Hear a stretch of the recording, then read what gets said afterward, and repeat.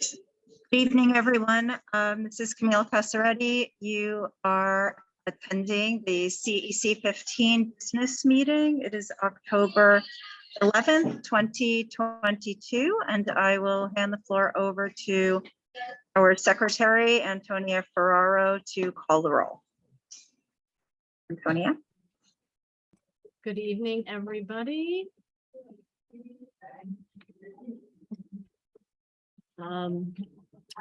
Camille Casaretti. Camille Casaretti, present. Antonia Ferraro, yes, I'm here. Tia Shelsty. Vincent Liu is absent. Nana Poku Ajakum. Present. Alfred DeAngelis. He's maybe he'll come later. Joseph Alexander. Present. Yvonne Bonda. It's not here currently. He's at the 516 SLT meeting. Oh, he might come late. I guess so.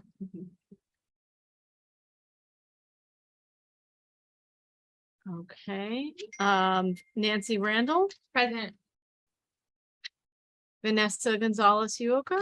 Present. And Nakia Muhasa Brown. Present. Okay. So I want to, at the start of the meeting, propose to amend the agenda. We have a very packed agenda, and Camille and I had a little conversation before, and we think we might want to postpone the liaison reports until the next calendar meeting.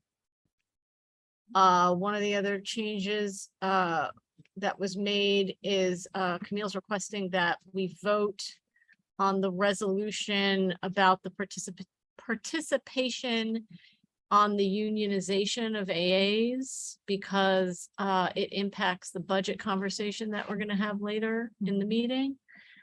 And she would like to move up the votes on those resolutions prior to the budget conversation, because that resolution impacts our budget. So is there a motion to amend the agenda? Motion to amend the agenda. Okay, I'll second it. all right. I will call the roll. Camille? How do you vote? I agree with amending the agenda. Okay, Antonia Ferraro, yes, I approve. Tia is not here. Nana Poku Ajakum. Yes, I approve. Okay. Joe Alexander, Approved. Nancy Randall, Approved. Vanessa Gonzalez Uoka, Approved. and Nakia Muhasa Brown. Approved. Okay, we do have sufficient votes to amend the agenda. So we will go into to Joe Alexander oh wait, no, I'm sorry. We're going to, are we going to? I'll take it over. Okay. So I just want to say that we did not call the meeting to order. So let's officially call the meeting to order at 6:33. And we have found a student member. I am working with her to make sure that it's going to be a good fit for her. And hopefully it'll all work out, and maybe we'll meet her soon. But she's a student at VHS, and I will leave you in suspense to find out more. but so that's good news. And so we had at the top of the agenda, review of parliamentary procedures. And we are reviewing these procedures again because we've had a number of complaints regarding inappropriate behavior at a number of our fall CEC meetings, and we are not going to allow this to continue. offensive racist remarks, whether they're in the Zoom chat or in person, will not be tolerated. People using fake names and pretending to be a D15 parent or guardian will not be allowed to speak unless they identify themselves appropriately. And violent disruptive behavior, as exhibited at our last meeting, will be reported immediately to the DOE and, if necessary, to the police. Our meetings have always been a space where people could speak freely without being attacked or violated. People who come into this space under false pretenses are here to do harm, and people who yell and try to intimidate are also causing harm. I'm going to hand the floor over to Joe. He's going to review, once again, our parliamentary procedures. And I expect that everybody will be on their best behavior. All right, so Joe, go ahead. Thanks. I don't know.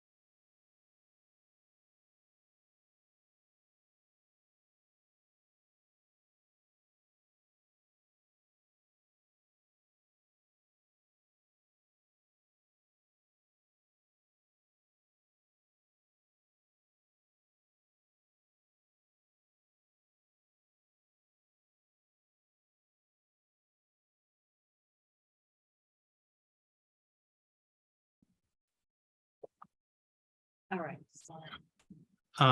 Yeah. Okay. But So Robert's rules is something that a lot of us learned in high school, or if we were in 4-H, or we were in some other organization, or even like a board of directors would use Robert's rules. That is not I guess the summary of what we do in a meeting, the rules that we operate by.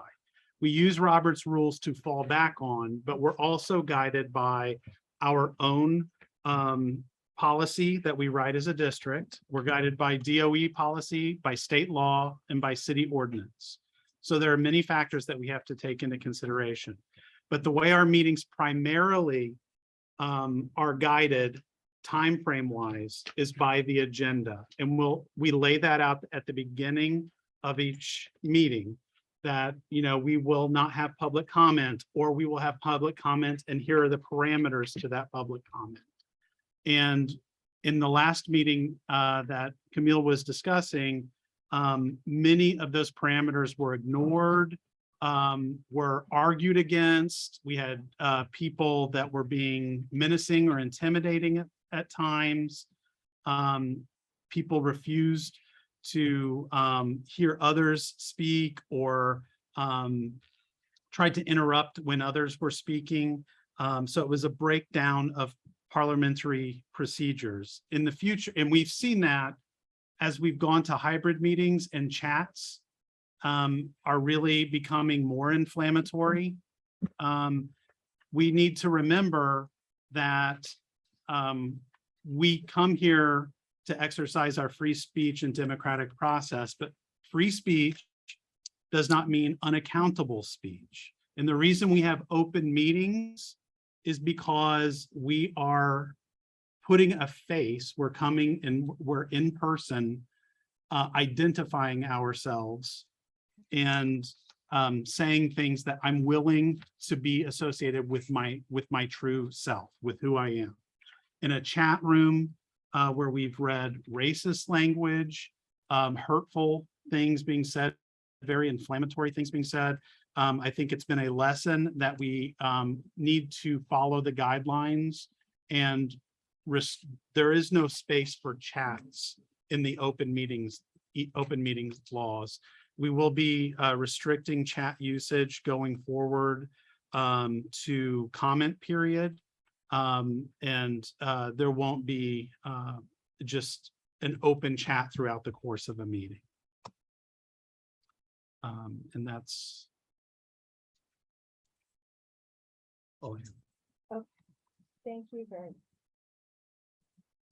Here, thank you very much, Joe. I just want to make sure that nobody has any questions. None of our members have any questions about that. If everybody is in agreement with that. Anybody have any comments to make?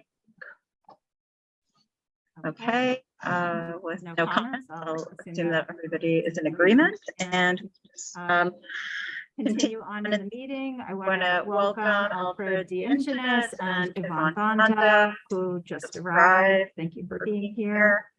Okay, so should we just postpone the vote on the minutes and go right into the district one? Well, we can just vote on the minutes. Okay. Okay, so I'll hand the floor over to Antonia, and she will moderate the minutes. So we have one set of minutes to.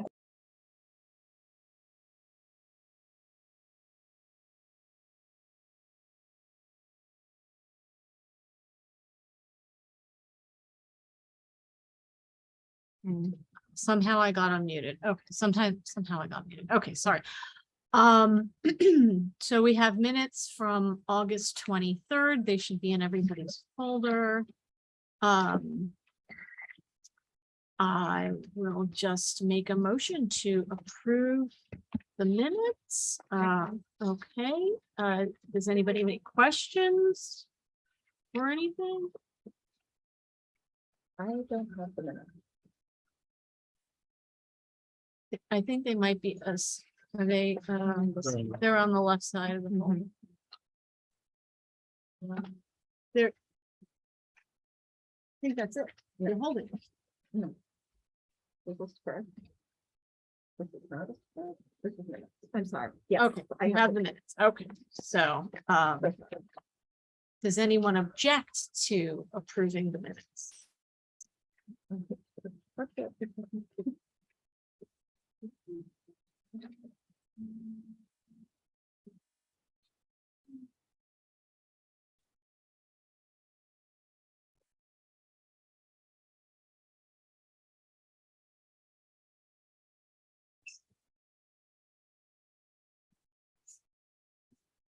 Are there any objections to approving the minutes? Okay, I'm gonna, the minutes have been accepted.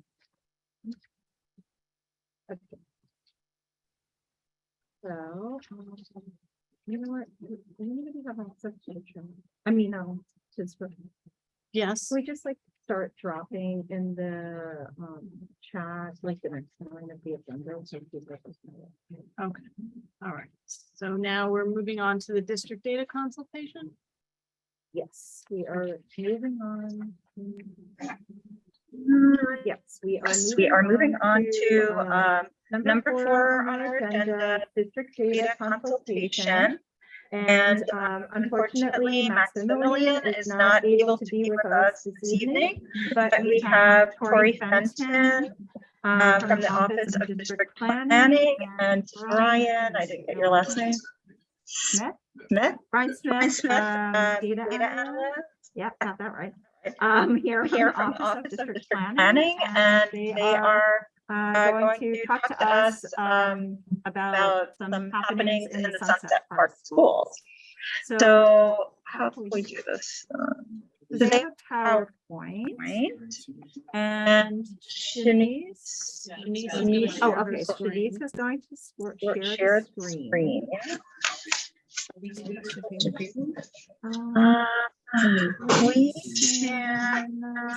we can do this.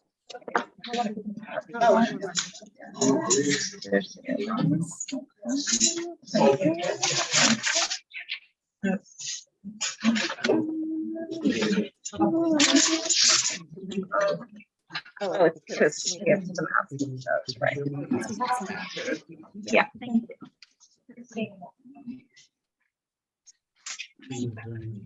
Oh, there's some.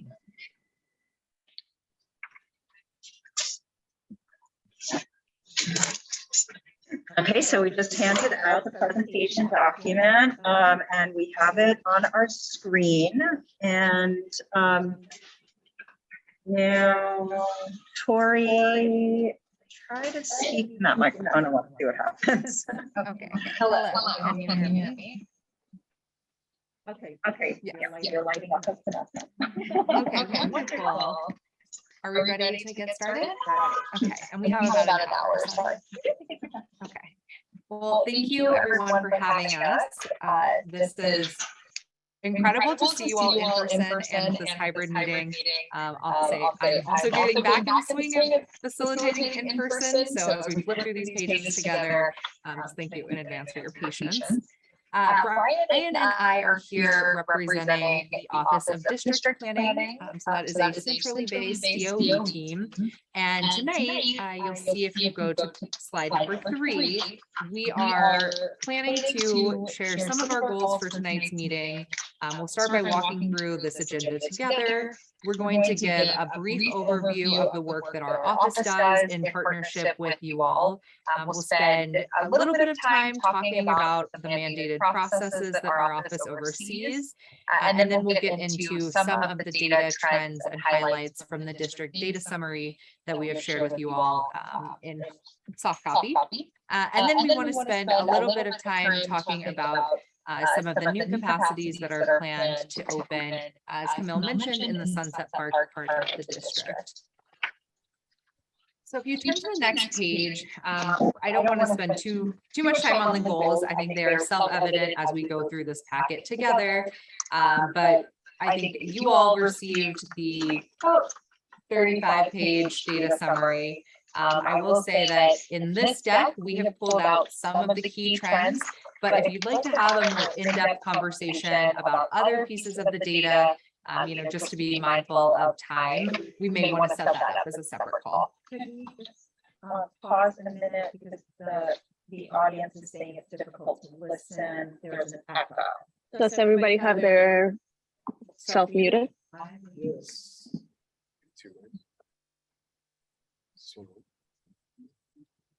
Everybody have their volume all the way down. It's on all devices. Can you try it? Okay. Can somebody, okay. You and I have the microphone open. You should. I have it. Yes. Jaime, could you let us know if you hear an echo right now? I have to, because I'm plugged in. Yeah. Okay. Is that better?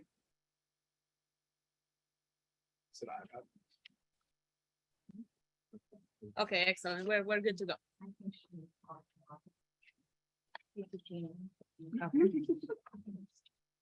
Okay. So, and Shanice, if you don't mind, we can go straight to slide number 6. So just a little bit of an overview of our office. So we support students, schools, and broader communities throughout the city with a focus on these three overarching goals. So we aim to partner with communities to identify the needs and priorities through our annual district planning process. This meeting tonight is one component of that process. We aim to increase access to quality schools and programs through a variety of levers. That includes opening new and expanded options with a focus on equity and increasing diversity.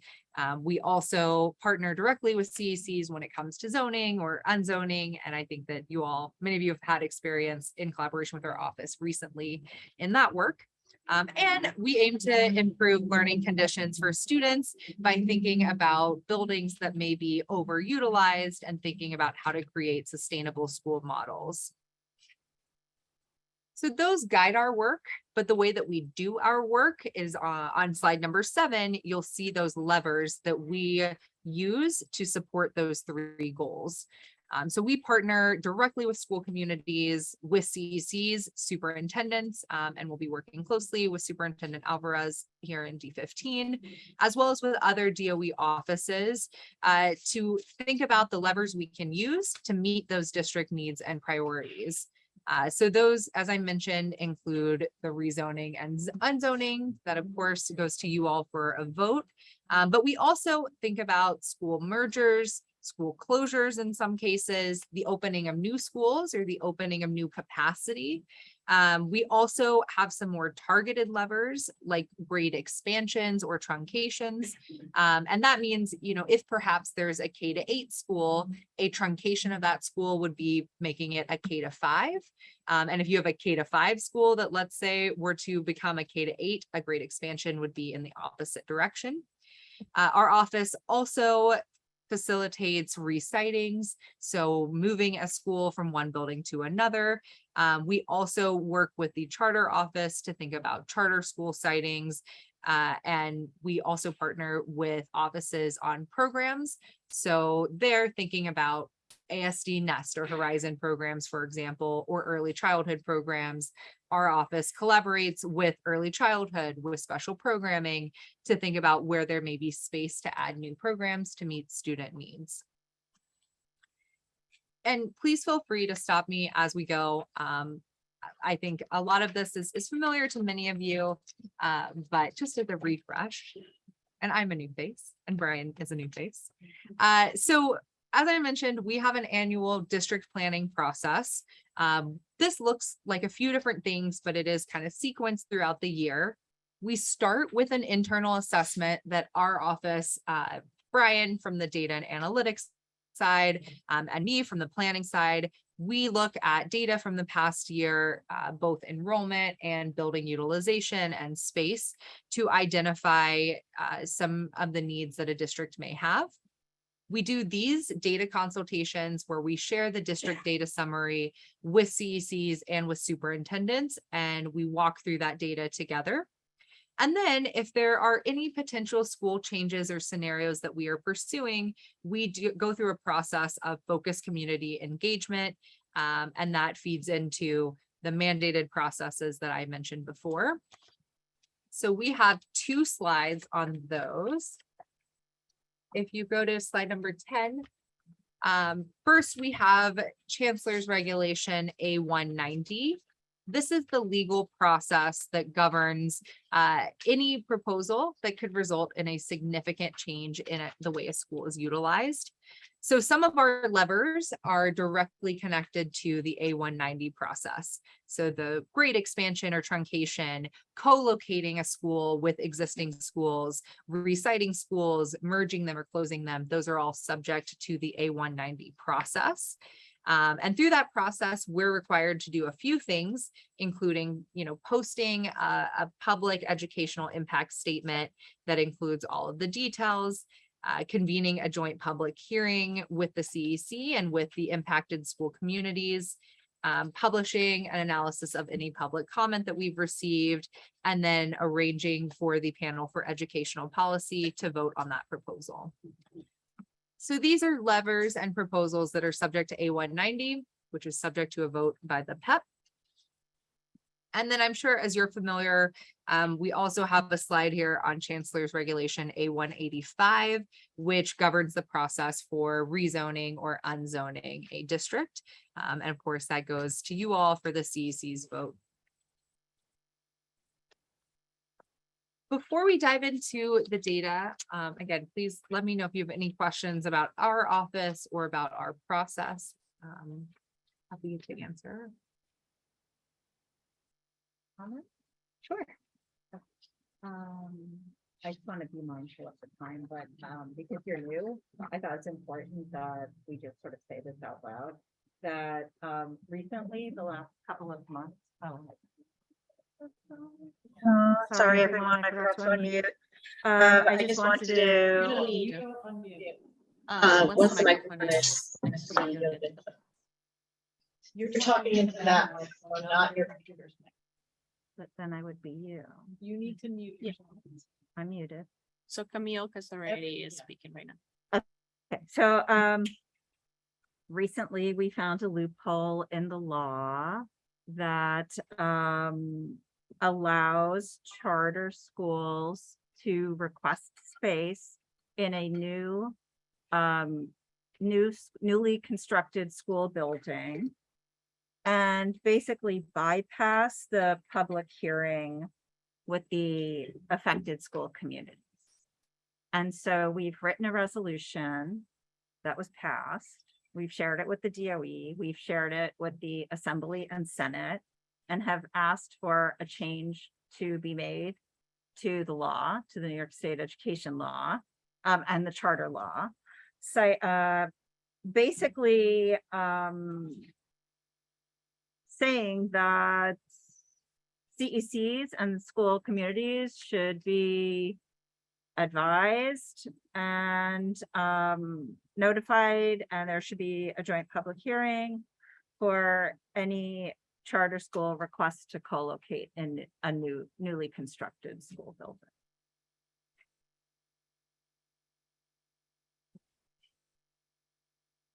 Now you guys know too.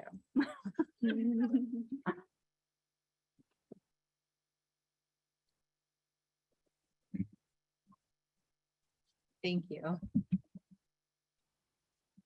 And please keep us posted as that kind of makes it sounds like it's in the sort of shared stage. Yeah, well, the Senate and Assembly can't really do anything about it until January because the Senate session is not open until the first week of January.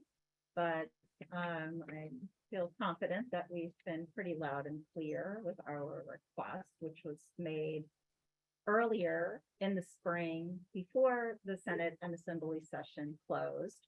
So it's basically a rollover and there shouldn't be any questions about what the request for the change is.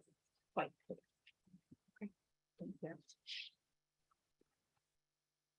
So with that, we'll take a look at District 15 data specifically. So if you go to page 13, a note about the data summary that you'll have received.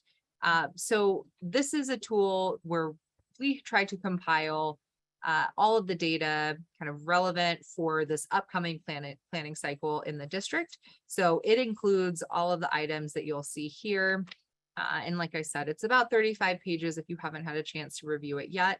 And we are happy to take questions. You can follow up with us after or as we go through some of the highlights that we pulled out in this deck. I'm going to start us off and then I'm going to pass it to my colleague Brian. But on page 14, this chart is specific to District 15, but I want to start by taking a step back to share the kind of citywide context. You know, citywide enrollment is on the decline, and that has been true since its peak in the 2016-2017 school year. So the decline in enrollment that we have been seeing is not just due to the pandemic, though of course the has exacerbated that decline. But that's something where, you know, our office under our deputy chancellor, you know, we have been tasked with working with superintendents and working with communities to think about how we can get students back in schools and how we can increase enrollment. So our lens is going to be, you know, just that. what options do we have to support schools as they work to increase enrollment and getting students back, in particular those who have left more recently. And we have some data that highlights those trends as well. But Brian, do you want to talk through the District 15 enrollment trends? Should I move this closer then?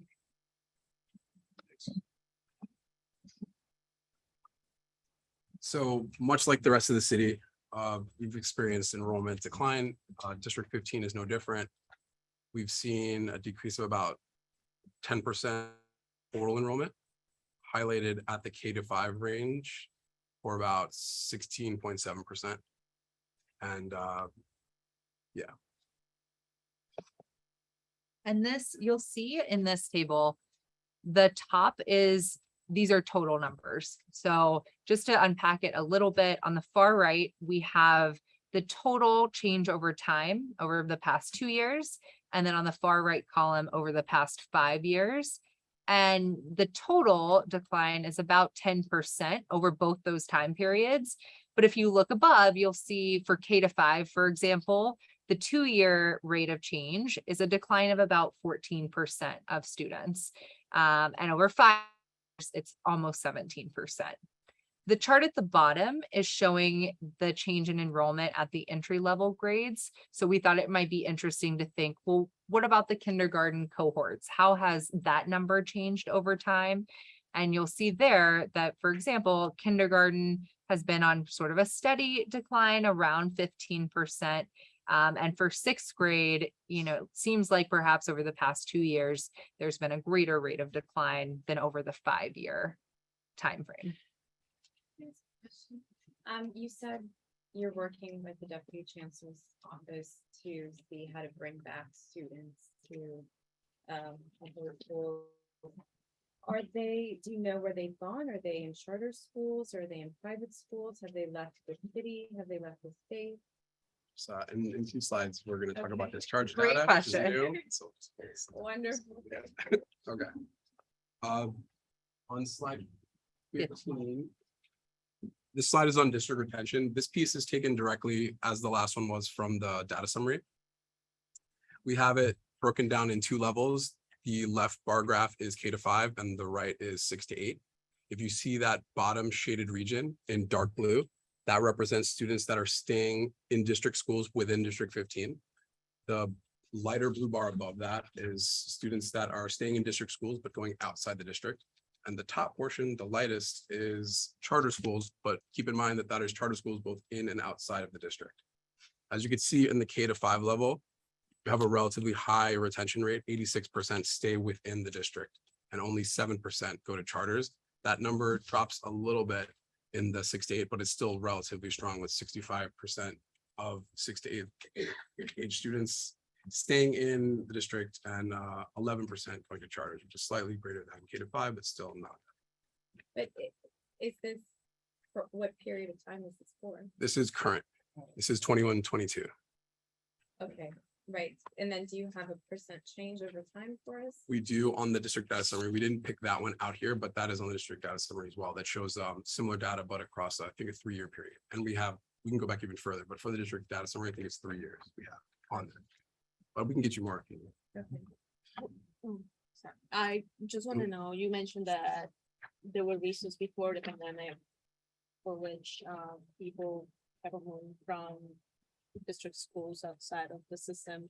Other than charter schools, what other reasons are there besides the pandemic? I think that's a data point where we can see when we go to the next slide, we are brand new for this cycle. We've included discharge data. So we're taking a look at where students who are enrolled in DOE schools who have chosen to leave after being enrolled, we're pulling data on the choices they're making. But I think when it comes to like what you've seen in the community, we would really look to you all to help say, you know, in this neighborhood, we're seeing families kind of be priced out due to affordable housing or lack thereof. Or in this neighborhood, we had a lot of residential buildings built that haven't been filled. You know, those kind of more qualitative pieces, we would look to you all to learn more. We won't see that fully in our data. Is enrollment up in any of the districts in the city? On Staten Island, they have seen perhaps a 1% decline Yeah. over 5 years. And that's everywhere. The other 31 districts have all gone significantly down. So Yes. certainly on aggregate, yeah.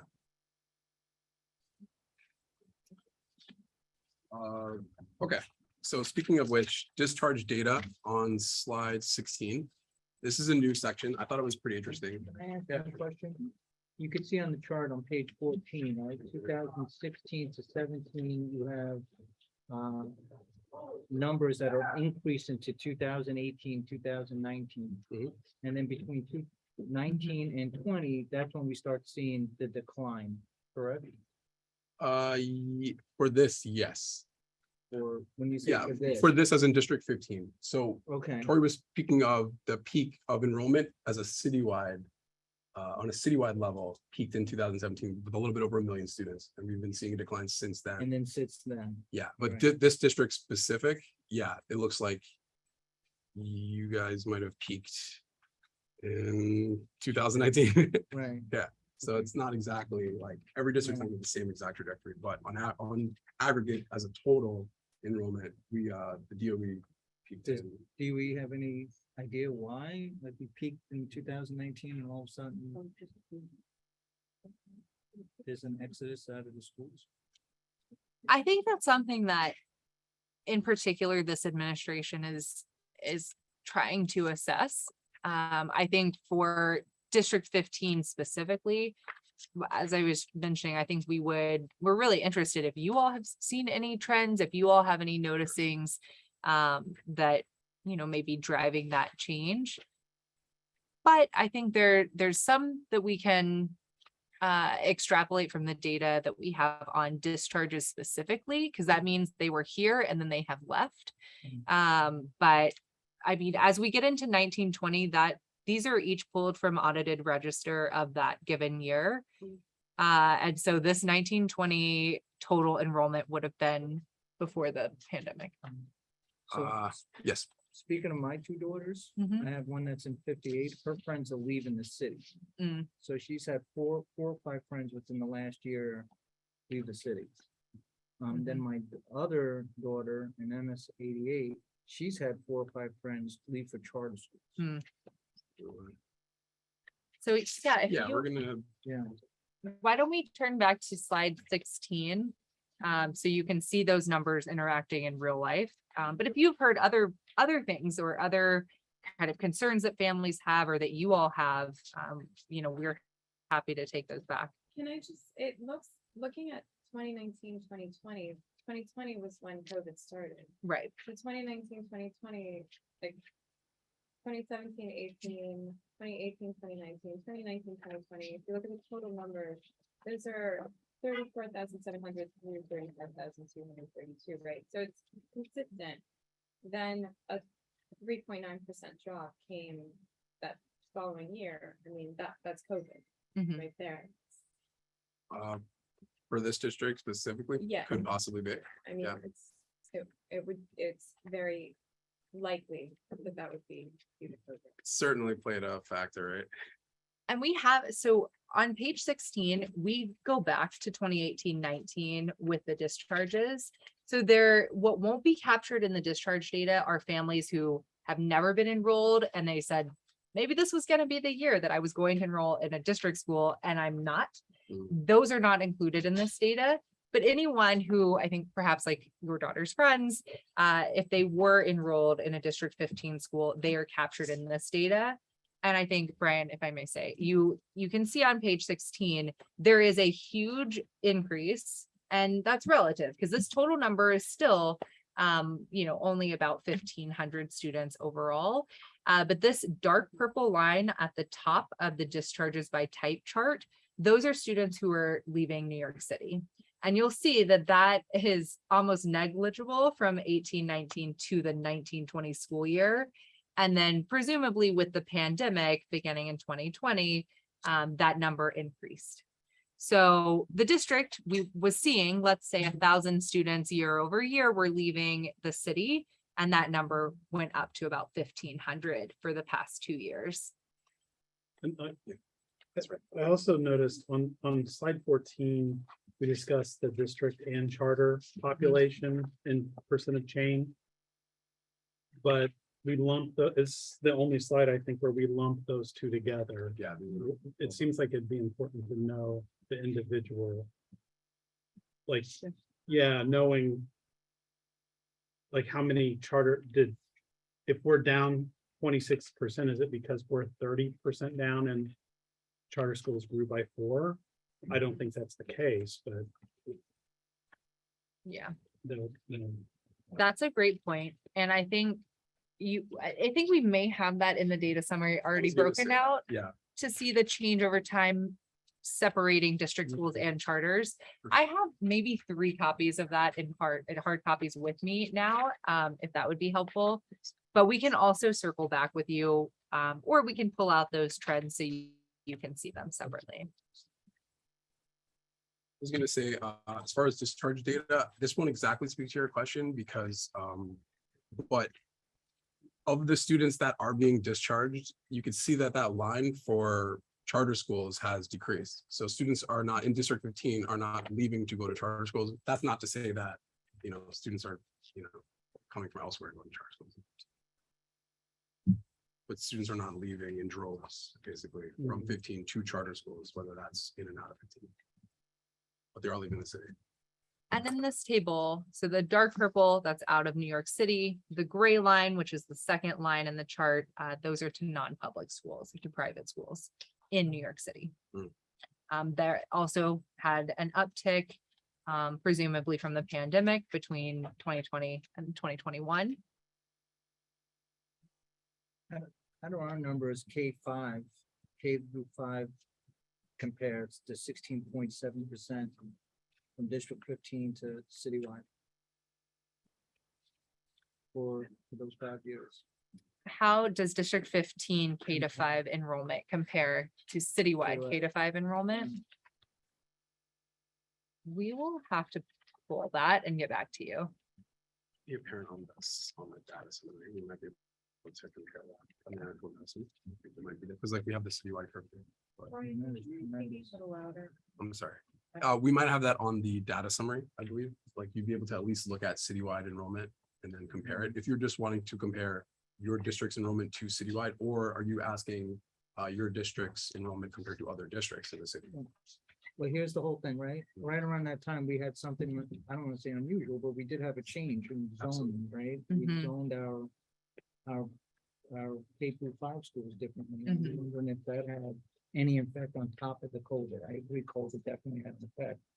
But it would show if we're at the same numbers with the city, then it didn't. And if it did, maybe it did. I don't know if there's another factor, but it's something to consider.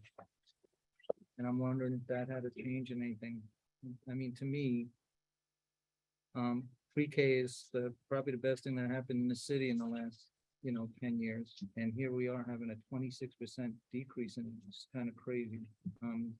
I know when we went to pre-K, we couldn't even get a seat in it, so I'm not really sure why that happened.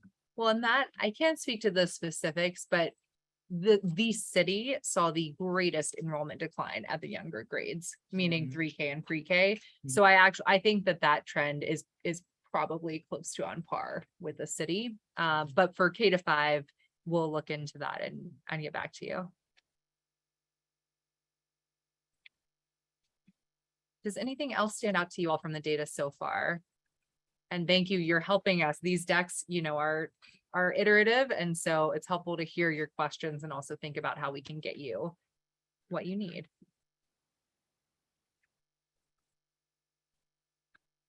Okay.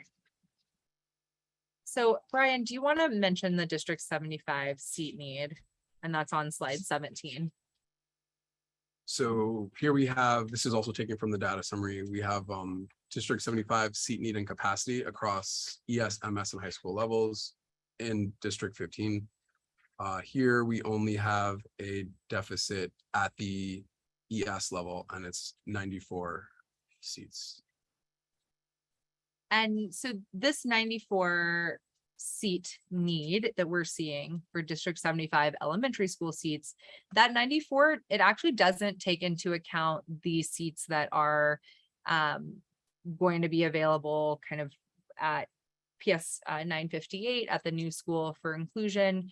So this is a number where we work closely with District 75 throughout the year. They pull their data and they think about their need and projections at different points in the year. So we'll stay close with you all in thinking about where there may be the need for additional District 75 seats and where there are options to support students with special needs. Where are those students currently? These 94 students? So that is spread at the district level. So we have some sense of where there are challenges with travel times. So where students travel longer distances to get to their current program, but where there are students who still need services, I don't think we have that down to the community level just yet. So that's something we'll look into it. If we have more specific data, we'll try and get back to you. But typically we receive the need at the district level. Yeah, and those 94 seats are basically across the district. They might not necessarily all be in one spot. They could be, but generally it'll be like distributed across. If I may say, like, we are very C75 friendly and are open to as many seats as are necessary and. And it shows because your deficit is still under 100 students total. Yeah. So, But that's still a lot. of course, for those 100 students, absolutely. We do not want to put students into one. Of course. We would like to see as many inclusion programs. We are very excited for the school to be open. I'm hoping to see it in action soon. Okay, and I'm just taking notes as we go. So the last slide that is pulled directly from the data summary is slide 18. This is planned new capacity in the district. So some of these, I would say, are kind of on different timelines. Actually, I would say most of them are, but these are the capacities that are planned to open as early as next September, but over the next few years. I believe that some of you'll see the building code, the name, the building level, so what it is designed to operate, a brief description, and the capacity. And so if we just pull our attention, I'm not going to cover the 3K and pre-K spaces because we, as I mentioned, will stay close with our colleagues who manage early childhood. But I think we'll spend the bulk of our remaining time talking about the new school buildings that are planned to open next September. So that's building K557 and building K730. So we have some slides on those two buildings, so I'm going to put them on hold for 1 second. And then if you go on down to buildings K347, this is planned to open on President Street in September of 2024. Then we have the new school that has been kind of in the works for September 2024 with elementary and high school design space. And then we have K680 farther down the pipe for September of 2026, and that is planned middle school seats. So with these new buildings and with the implementation of the class size bill over the next few years, are you foreseeing that District 15 will be able to adequately will have the space basically to adequately put this into place?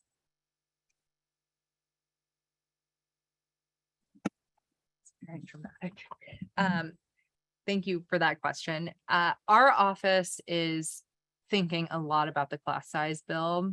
I think given the sort of 5-year staggered nature, I think that it is going to have a varied impact. So looking at the classroom level, some schools may already be within the class size caps. Others, it's difficult to imagine how they might get there. I think for District 15, it's really going to vary school building by school building.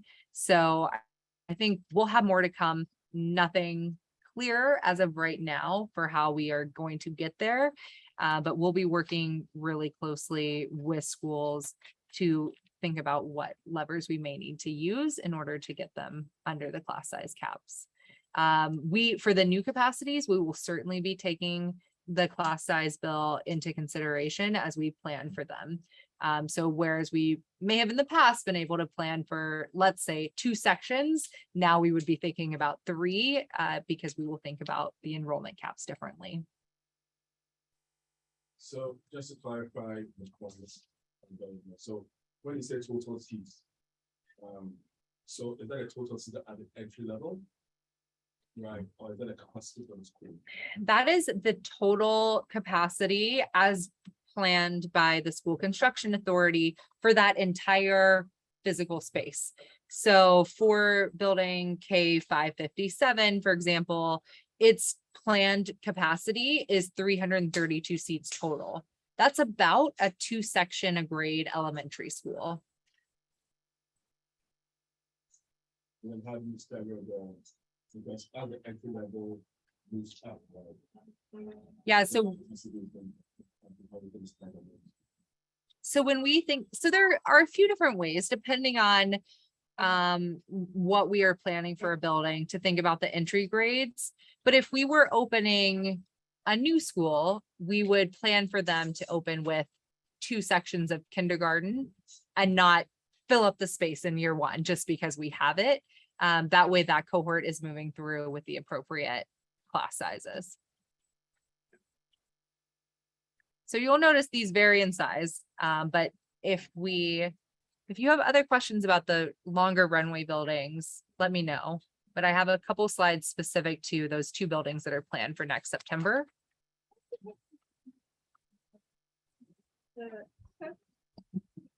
President Street. Mhm.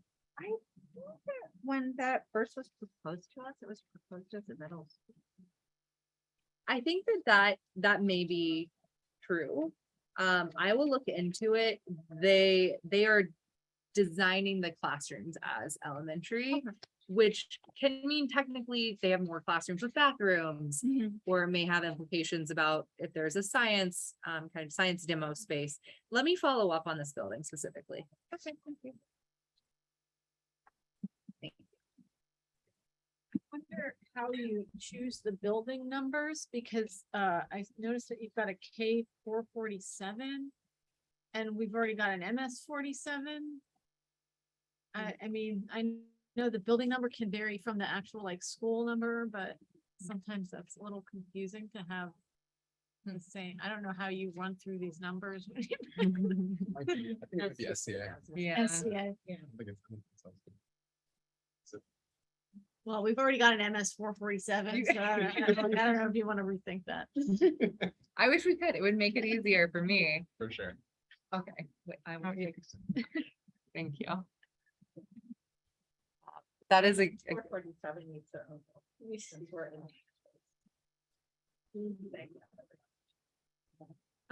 well, this one is only 130 or so seats. I'm very small seats. That. Yeah. Okay, so just Take that. well. So we'll have to cross that bridge when we get closer to 2024.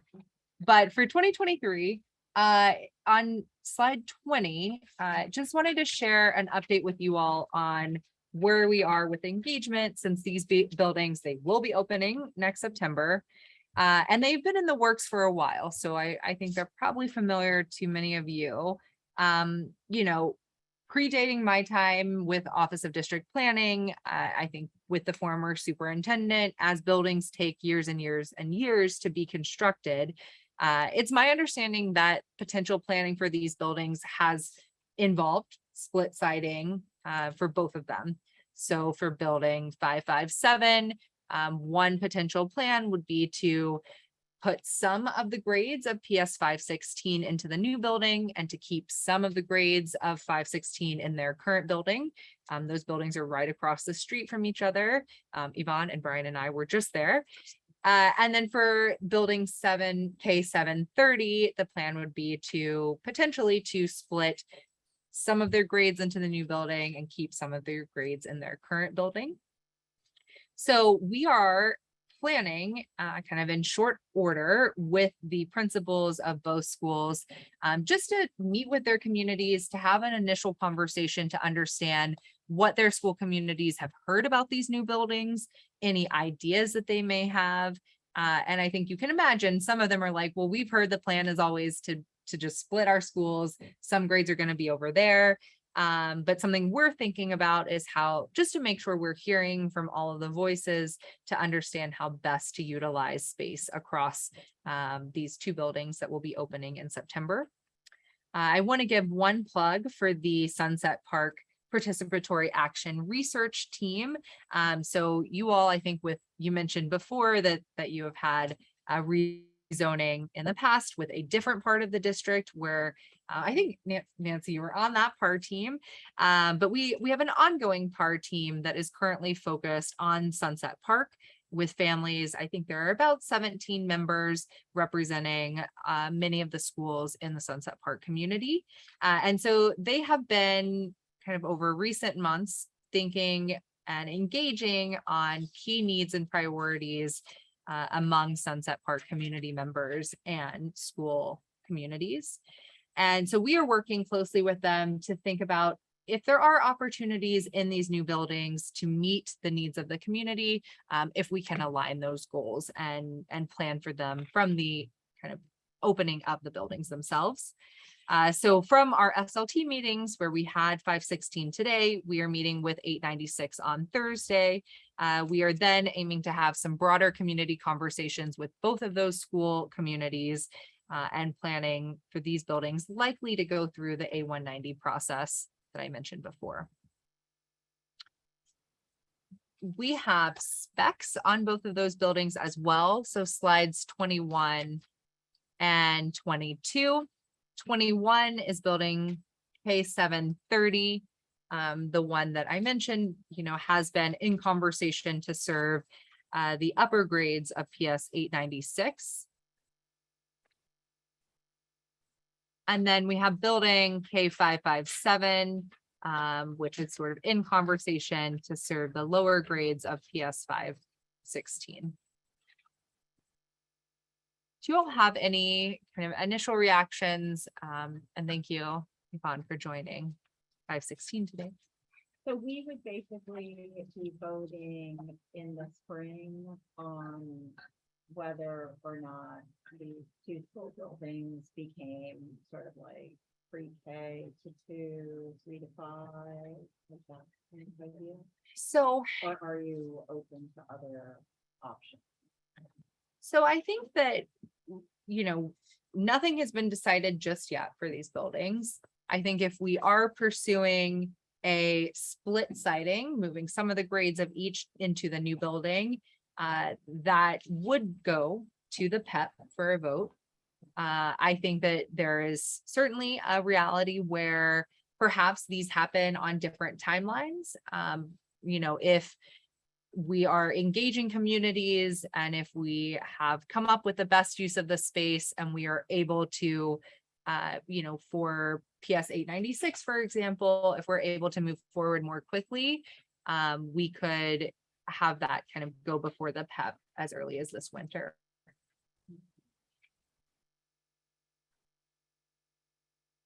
So we would collectively come up with a proposal. So this is similar to what happened with 676, where we decided to grow the middle school and truncate the elementary to go by. Right. So these something that could make these different from 676 is we may be able to split site them wholly and immediately. So it may not be a phased change. Where if we were to open the building and move the lower grades of a school into the new building, we could move them all at once. But we would be writing an educational impact statement or a proposal explaining that resiting. And if we are seeing that there's any extra space, I think, for example, with 516, if we were to move forward with resiting their lower grades into the new building, there would likely be some extra empty space in both buildings, in their current and in the new one, just based on how enrollment has been trending at 516. And so I think we would be looking to engage the community on what could be best served in that space. And we could talk about the 75. And also, 516 tonight, they were also mentioning that, they like the format of the SLT, but they don't wanna wait, a whole month to have conversations about what are they gonna do, what is the plan with the school. So I think in the following days, they're just gonna try to make, to get a date to meet again and to keep the conversation with all the ideas, and so they're gonna try to speed it up. Are we gonna get a formal recommendation from the PAR team as to how to utilize these 3 buildings? So from the Sunset Park PAR team, I think they're actually meeting tomorrow to kind of organize around a time to publicly share their initial findings. I won't speak for them, so I'm not sure exactly what will be coming your way, but I think they are hoping to kind of do a share out of the needs and priorities that they have identified. And we did have representation at today's SLT at 516.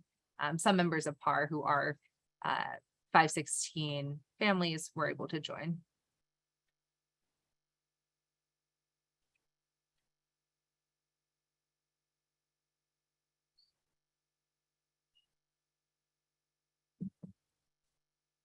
Any other kind of initial reactions or comments about the new buildings?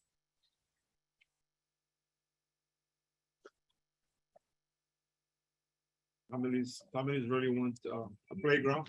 That's one of the big things, and also a space for events, because like the example that they gave us today, tomorrow they need to cut the after school class or event because they have an event in the evening, because they have to get the students out of the school earlier. So a space for different events in after school and also playground is something that the families in this community are really waiting to see available for this.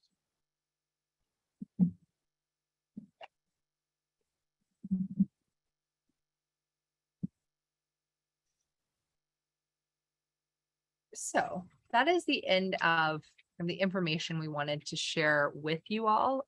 If there are any other questions or comments for us, let me know. You also have our contact information at the end of this deck as well. Okay, great. Thank you so much.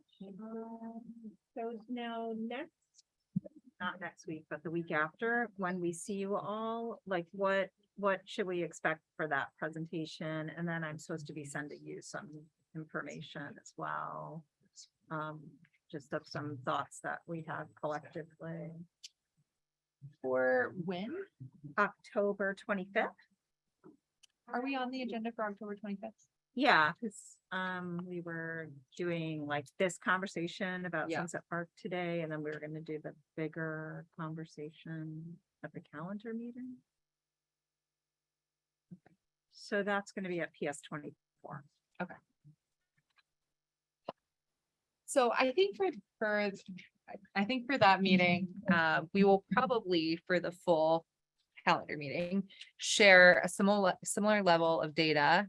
I think by then we can pull in the pieces that you all have asked about now. We might add in some of the citywide comparison data. And I know we've already received a question about dual language demographics that we're working on as well.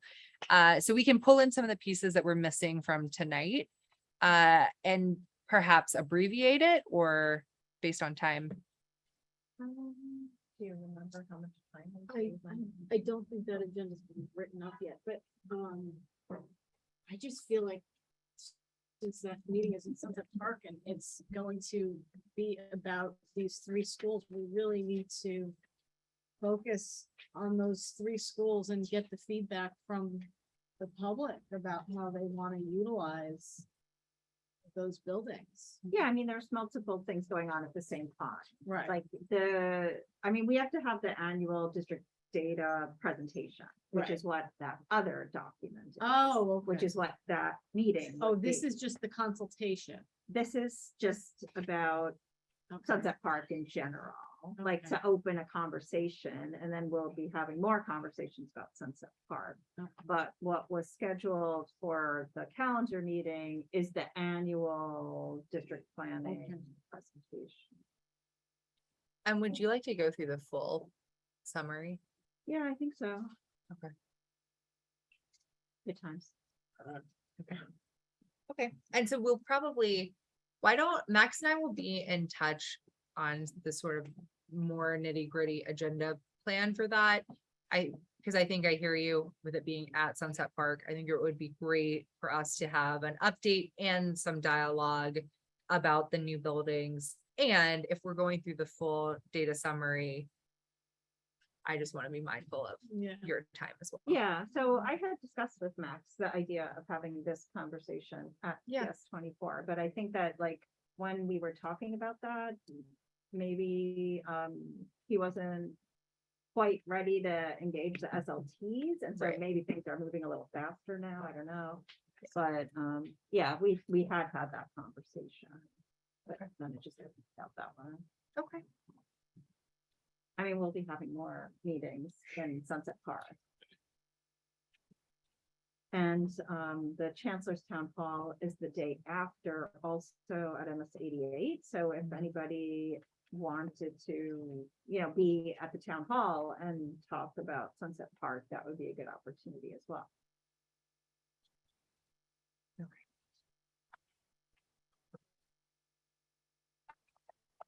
Well, thank you so much. Thank you for being here, and nice to meet you both. And I'm looking forward to working together in the rest of this school year term. Okay, so then next, am I unmuted? I'm not unmuted. No, you need to stay muted. No, I'm not staying muted because then I am you. If you want to unmute, then you can mute yourself. That way there's no feed. I'm gonna mute myself right now.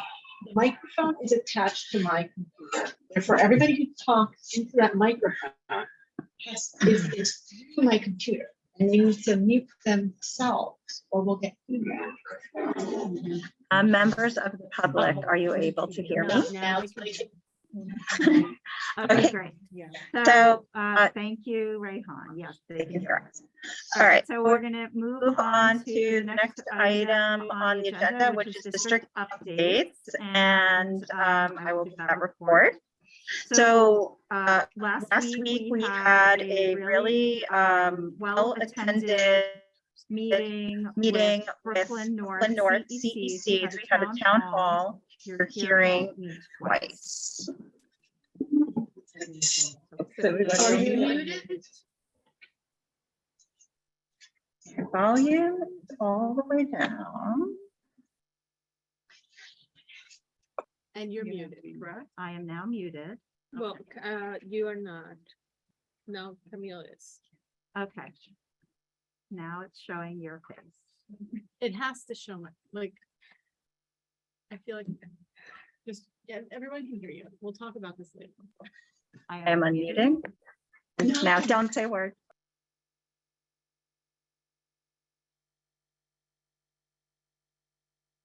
You know,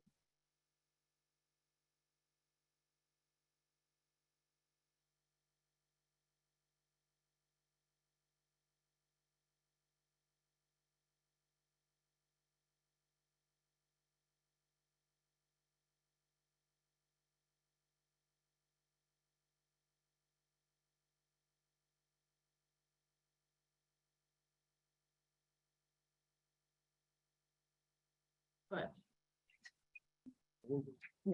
We will eventually figure out how to do this. Thank you very much. Okay. But now it's showing my name. See, look, it's like that's me.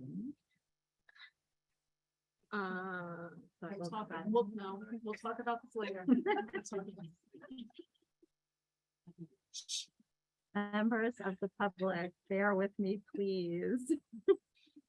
But I don't understand why the green bar. It'll never come through your account. You're in my account, because the microphone's in my account. It's coming through my account right now. Let's give it a try. Why don't you sit on your computer? Let's mute Antonia.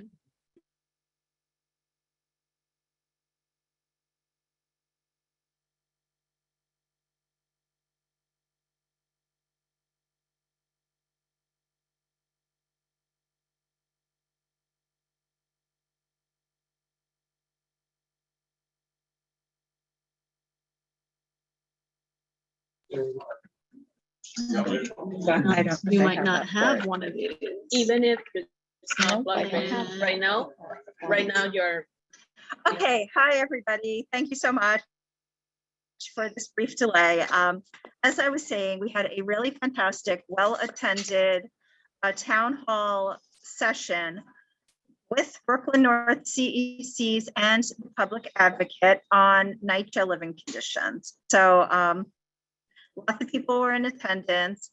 The poor living conditions that are causing health problems, hospitalizations, and leading to missed classes and chronic absenteeism were discussed. A survey was shared by the Red Hook Initiative. Resources and advocacy efforts were also shared, and we are asking people to call their elected officials to support amendments to the city law that are going to create positive changes to the system for repairs in these buildings. And we'll speak about that a little bit later in the meeting when we review a resolution. I also met with the Brooklyn Borough President's new education and engagement policy analyst, Donovan Swanson. All of the Brooklyn CEC presidents were there along with citywide council presidents, and we discussed issues and concerns that we're seeing in our district and like-minded goals, and planning a legislative breakfast for early January at Borough Hall. Tia and I, Tia is out sick tonight, so just send apologies for her for not being here. But she and I attended a meeting with people from Shahana Hanif's office and discussed Corey Rosenthal boxes and fundraising efforts so that any D15 classroom can receive a grant to build these ventilation boxes. So if you would like one for your classroom, please have your teacher write to CEC 15 at schools.nyc.gov, and we'll find out about getting a box for you for your classroom. We've collected numerous responses to our survey on middle school and high school admissions. The resounding responses were against a return to admission screens. We know that there are families who would like to see a return to screens and want to address their concerns individually. So please reach out to CEC 15 or to Superintendent Alvarez if you would like to talk about how admissions policies are impacting your family and your children. There are going to be bi-weekly check-ins with WXY about the D15 diversity plan starting this Friday. And Nancy and I have been invited to participate, so we'll report back on what we're hearing. And there currently there are fair student funding working groups holding virtual community engagement sessions. And there's a brief presentation followed by an opportunity to ask questions and give feedback. Fair student funding is the main source of money for most schools. With input from the school leadership team, principals decide how to spend these funds to meet basic education needs. The first session was earlier today. There's another one happening right now. And tomorrow there are two, one at 3:30 and another at 6:30. Registration for the feedback sessions is available at learndoe.org/face/. So if somebody could drop that in the chat, please, thank you. There are going to be some CEC training sessions coming up. Last week, there was a session with the Office of Charter Schools, and many CEC questions were answered, but of course, there are still that remain unanswered. I was actually asked to host a meeting on resolutions and the CCEC relationship with elected officials. So that's going to be November 9th, tentatively. I also suggested that a new session be added to the list of trainings, and that would be called Data Analysis and How It Impacts Education Outcomes. So the session would basically teach CECs and members of the public where to find publicly accessible data, how to work with that data with your SLT and PLT, and assess the data, use it to make impactful decisions. So that session would be further off in the winter. And then, as I said before, the Chancellor's Town Hall is going to be Wednesday, October 26th at MS 88. And we've been asked to prepare some questions and submit them in advance. So if you all have questions, just email them and I will submit them. And, talk to your liaison schools and see if they have questions as well. I think this is like sort of CEC questions because the DOE will solicit questions from the public when you register for the event. And so the town hall will be online and it's also in person. And I believe the Chancellor will be in person. So that's it. Does anybody have any questions? I have a question. Every year when we do,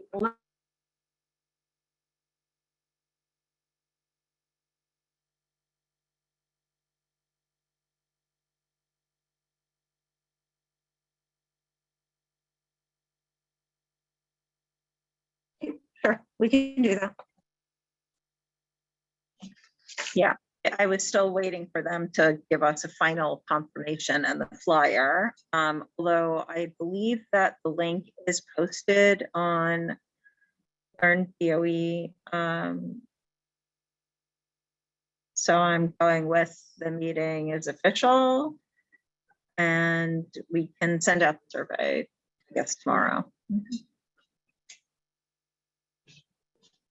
Okay, great.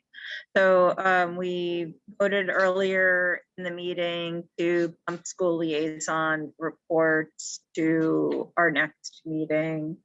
It's 7:54. Joe, where are we with the time? Are we okay? If that's all we're cutting, it's gonna be fun. Okay. Were we gonna do the draft resolution? Okay. Yeah. So the next order of business is to review the draft resolution to support reform of NYCHA's repair process. Do we have a copy of that? Shanice, are you able to screen share?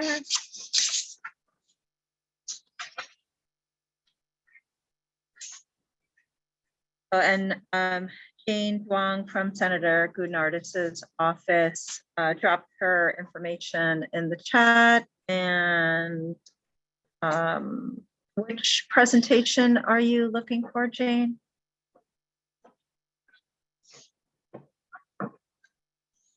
Hi, the one earlier from the Office of District Planning.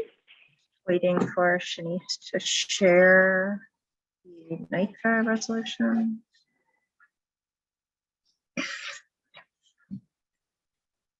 Okay, so actually I need to, there's like a spot here that needs to have a real number put into it. So this is not 100% complete yet, but resolution to support reform of NYCHA's repair process. Whereas per the white paper, How the Other Half Lives in Public Housing, the New York City Housing Authority, NYCHA, is home to over 536,686 New Yorkers residing within its public housing, Section 8 and permanent affordability commitment together, rental assistance demonstration programs. Despite years of promises and decades of varying plans, NYCHA's housing stock has continued to decline even under the watchful eye of a federal monitor and the leadership of several appointed chairs of the NYCHA board. Whereas, and this, I have to find out this number, of New York City public school students reside in NYCHA public housing, which is fundamentally uninhabitable and unsafe.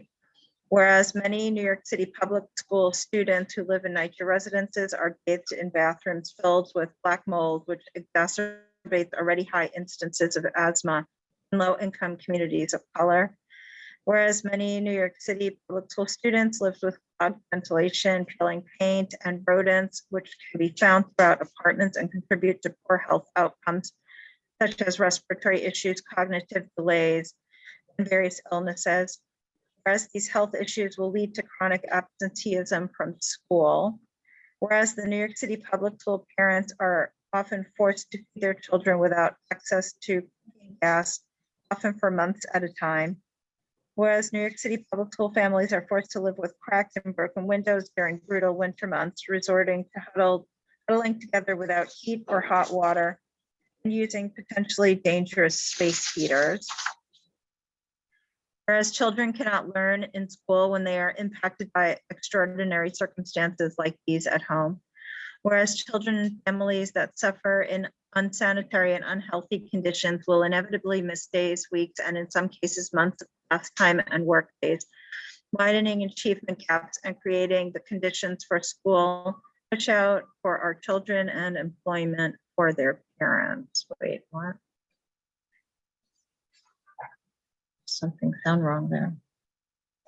Just go back to that later. Whereas there are advocates for better housing conditions and intersectional educational policy that supports the whole child and family in all 5 boroughs, calling for urgent attention to funding and management issues in NYCHA housing. Whereas families residing in NYCHA residences should not be subjected to hazardous, unhealthy living conditions. Whereas Brooklyn North, CECs, CEC 13, 14, 15, 16, 19, 23, and 32 have come together to elevate, advocate for, and prioritize the needs, health, and safety of NYCHA residents. Therefore, be it resolved that Brooklyn North CEC support the passage of the following legislative measures. Excuse me. Amending local law 55-2018, the Healthy Homes Act, to include NYCHA. I'm sorry, I'm just going to start coughing a lot. Where am I? Amending local law 127-2021 to mandate automatic inspections by New York City inspectors in the issuance of any building or housing code violations, and work together to supply resources, including the funds needed to support New Yorkers living in public housing. Approval by the New York City Office of Management and Budget to allow NYCHA to utilize the job order contract JOC for certain capital eligible projects that will assist in fast tracking much needed capital work, so it is not subject to the long delays that are inherent in the federal procurement process. Mandating that NYCHA, in advance of a resident meeting, provide 1 month's notice and proof thereof that states the date and time when it will present at a resident association meeting on its upcoming capital work in that development. Oh,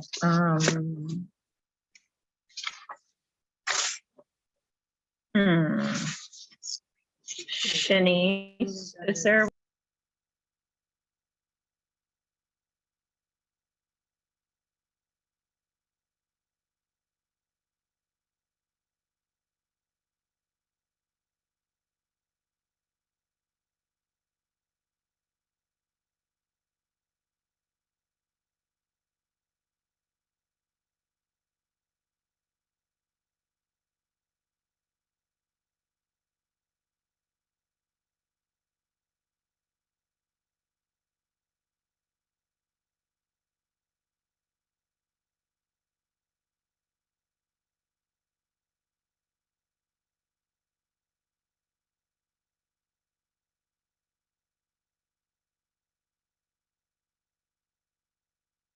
unmute myself.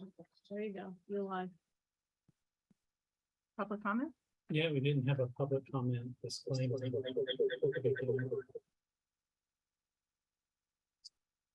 There was a public comment in the agenda for both the resolutions. Yeah, that's Right. Do you want to read a disclaimer? Public comment? Yeah, Sure, I okay. mean, I'll just briefly say we are moving to public comment. We have really no one in person and a lot of people online. So please type your any questions or comments and we can take just a couple. And I'll have somebody else read it because I don't have access to the text.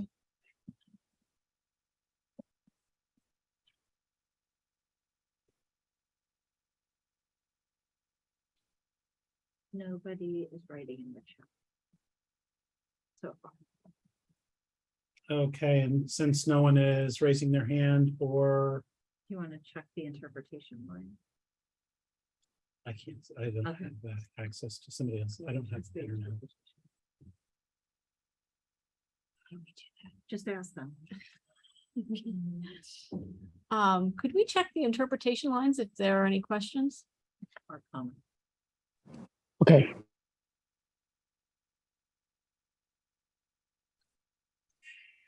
This is Rafael, one of the Spanish interpreters speaking. I asked if there was anybody on the Spanish line who had questions.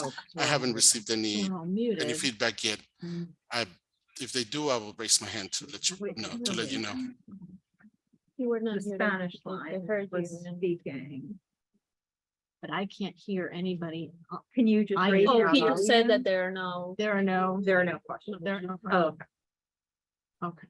All right, let's move to CEC comments or questions on the resolution. So story comments is that, well, The- we can't really vote because we have, like, I don't know what that number is, but the number of students. Yeah. So unless we want to take that out. I'm okay to vote later, but if anybody had any questions. Just. oh no, okay, no, it's just a paragraph that. Yeah. Needs to be revised. The one that I said on this page 2. No, I said whereas many New York City public school students who live in natural residence are made in bathrooms filled with black Yeah. mold. Yeah, That, let's. and take also out- the mold, should be mold. Mm, Right. Yeah. So, and bathed in bathrooms, I think that's, redundant. so we should say residents are maybe bathrooms that are filled with mold. Right, and take out the black mold. I think there's like a difference between regular mold and black mold. Oh, there is? Yeah, Yeah. green Black mold is mold, okay, yeah, black yeah. mold. will kill you. Is Yeah, dangerous. I didn't realize that. Yeah.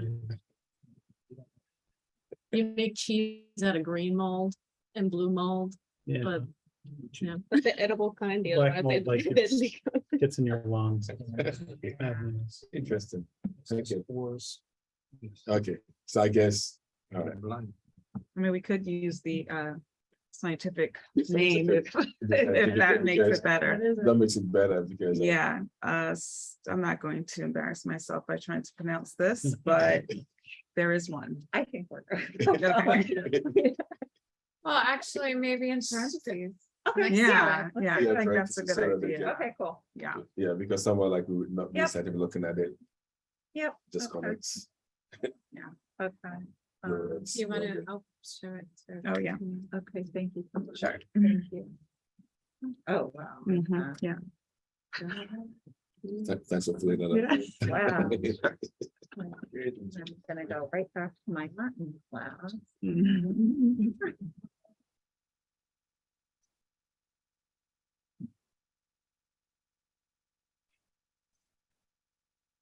Okay. Got it. Not gonna practice saying that between now and 2 more weeks, and I probably still won't get it right. Perhaps if we can move forward and like, we could quickly vote on it next meeting, if we have, I don't know, a final draft.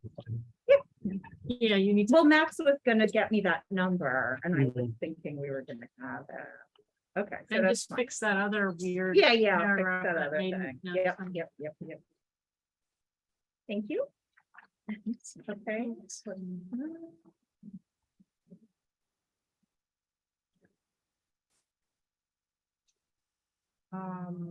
So the draft resolution to participate in the unionization. of the administrative assistant. Mhm. Okay, great. Do you want to read that? What's your name? Sure. You have it? I have it right in front of me. I'm good. Shanice, would you mind putting the other resolution on the screen, please? Oh, I can share it. I have it up.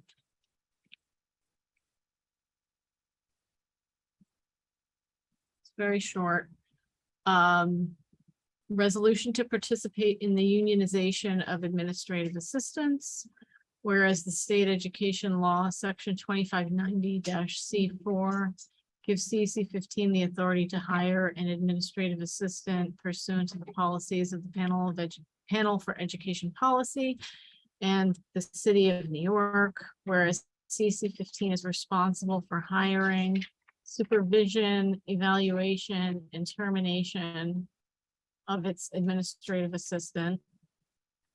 Therefore, be it resolved that CC 15 retain legal counsel provided by the Advocates for Justice, which shall waive attorney's fees. Be it further resolved that CC 15 join the Article 78 petition. Be it further resolved that the members of CC 15 authorize the president to represent CC 15 as a petitioner. And be it further resolved that CEC 15 authorize an amount between $500 and $1,000 for various legal expenses.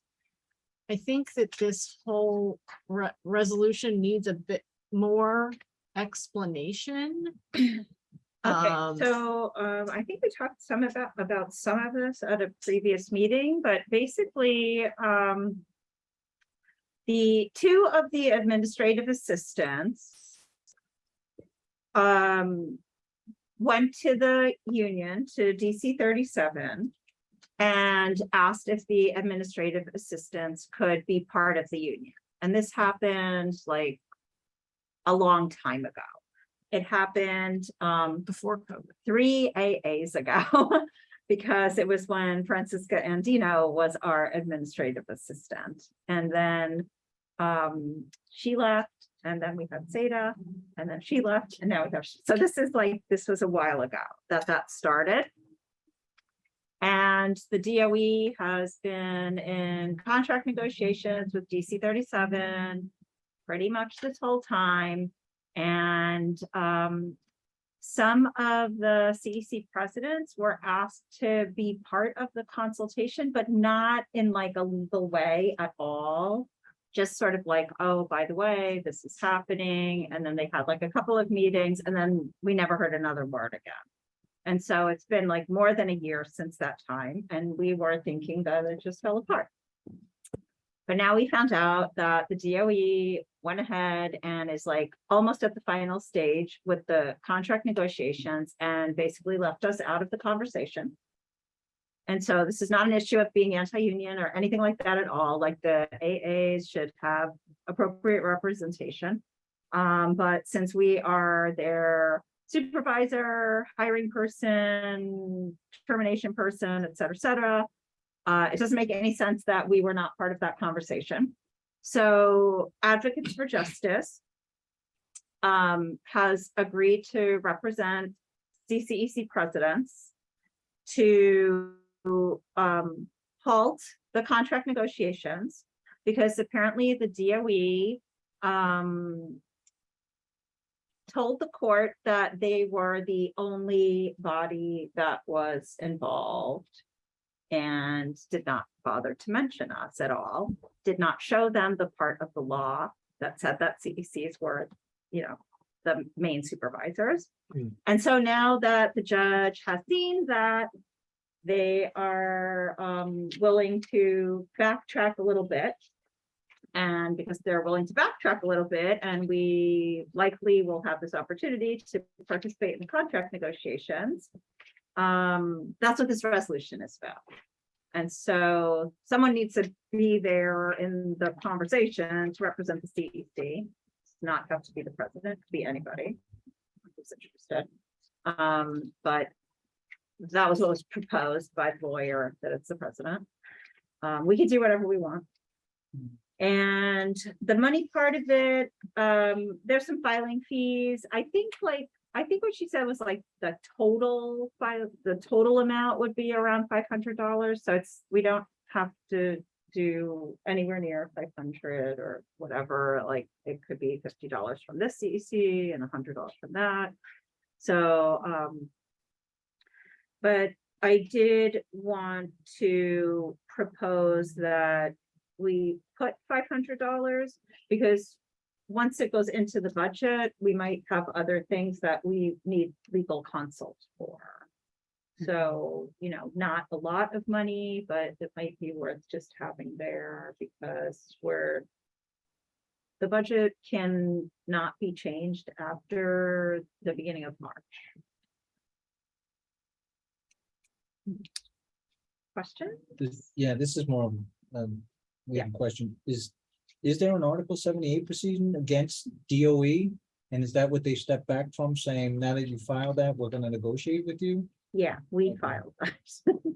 Like, Okay. Yeah, I think that having the language of Article 78 included in this, even as a annex or a footnote or something like that, would be important. Because it's very vague as to what exactly it entails. And also the portion where it authorizes the president to represent CEC as a petitioner is vague. To sign the document. So the scope will be during the proceedings as they negotiate for the unionization, I don't know how to say that. Is that the scope of the representation, just for creating the union for AAs? Because if that's the case, then it just needs to limit the scope, I think, in writing, just to.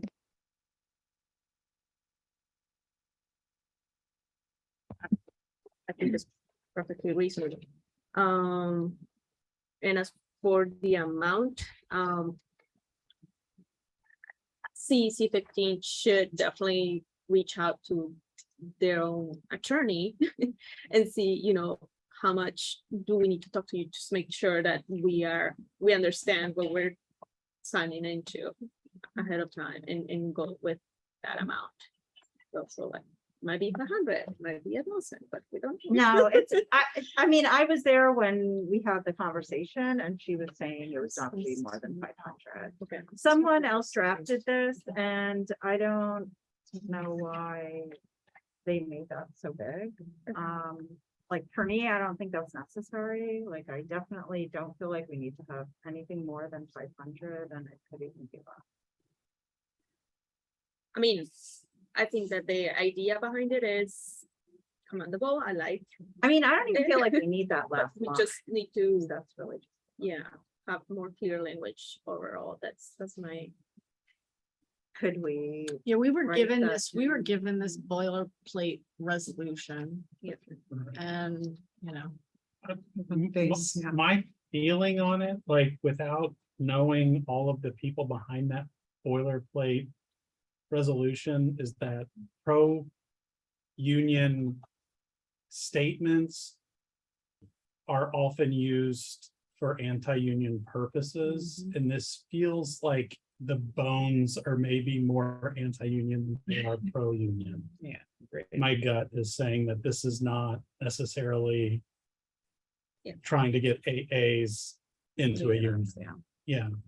Especially having left direct people that deal with the AAs, the CEC themselves out of it and putting the DOE at the head of any legal proceedings, I'm a little suspicious as to the actual intent. But this is to But put wait, us I'm- into. yeah. the- Yeah. What I'm saying is that it's too vague to actually put us into it. So that we need to be more specific as to the scope of how we will be acting. How we would versus be how acting. I mean, this explains the Article 78, right? That DOE is acting beyond their authority to negotiate with the AAs. So that makes sense. That's gonna judge to step in but essentially we're saying we're gonna be the petitioners against DOE. Yeah. So, it's just, in Article 78, it's a civil action telling some authority, some government authority, you overstepped your bounds. So that's essentially what we're saying to DOE for the AAs. So Okay. in that instance, are we going to replace the DOE as petitioner? So essentially, we're asking a judge just to stop DOE from doing what they're doing, saying you actually don't have the authority to do what you're actually doing, so stop. So it's, and that's what we're saying. That's all that is doing.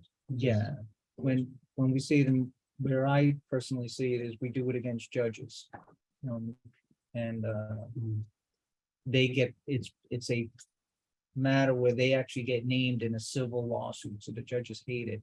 But DOE is a big entity, and I hate to say them getting that, mentioned in, or, named in a civil lawsuit is nothing to them. So they will fight this, and if somebody's willing to take it on, I mean, that's a big fight. Because they have a building full of lawyers somewhere. Right. So I'm not really sure, I mean, not sure if that's what we want to do or not, but I don't think, know the details of it enough. I don't either. And the basic premise for the need of unionization is to carve out an agreement between management and the line level worker, like the people who do the work. And I don't know that it's honest to say that we are management, like we are possibly middle management, but we are not HR. We didn't process, their I-9s and all of that stuff. Some HR person did that. And when we go to court, when we fire them, we're not going to be paying that attorney for an unfair termination suit. That will be DOE, and like DOE will be protecting their interests in that regard. And like, it just seems like we're stepping in to disrupt the process, but not necessarily speed up or make a better outcome for AAs by like disrupting this process. It does, like, this process has taken how many years? And we're gonna like throw a wrench in at the end and say, Hail Mary, let's stop it again. And maybe we can delay this another 3 years. Am I right? The AAs are not allowed to unionize. In other words, DC 37 said no, At correct? first.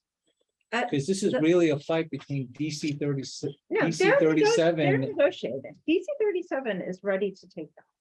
is ready to take them. Yeah. So I don't know how DOE got involved. Are they negotiating for the AAs and we asked them to stop? They were negotiating for we didn't ask anybody to stop. No. We just right. wanted to be part of the conversation. Yeah, I'm just confused because if the AAs applied to DC 37 saying, hey, we want to be part of your Two of union, them. 2 of them. Right.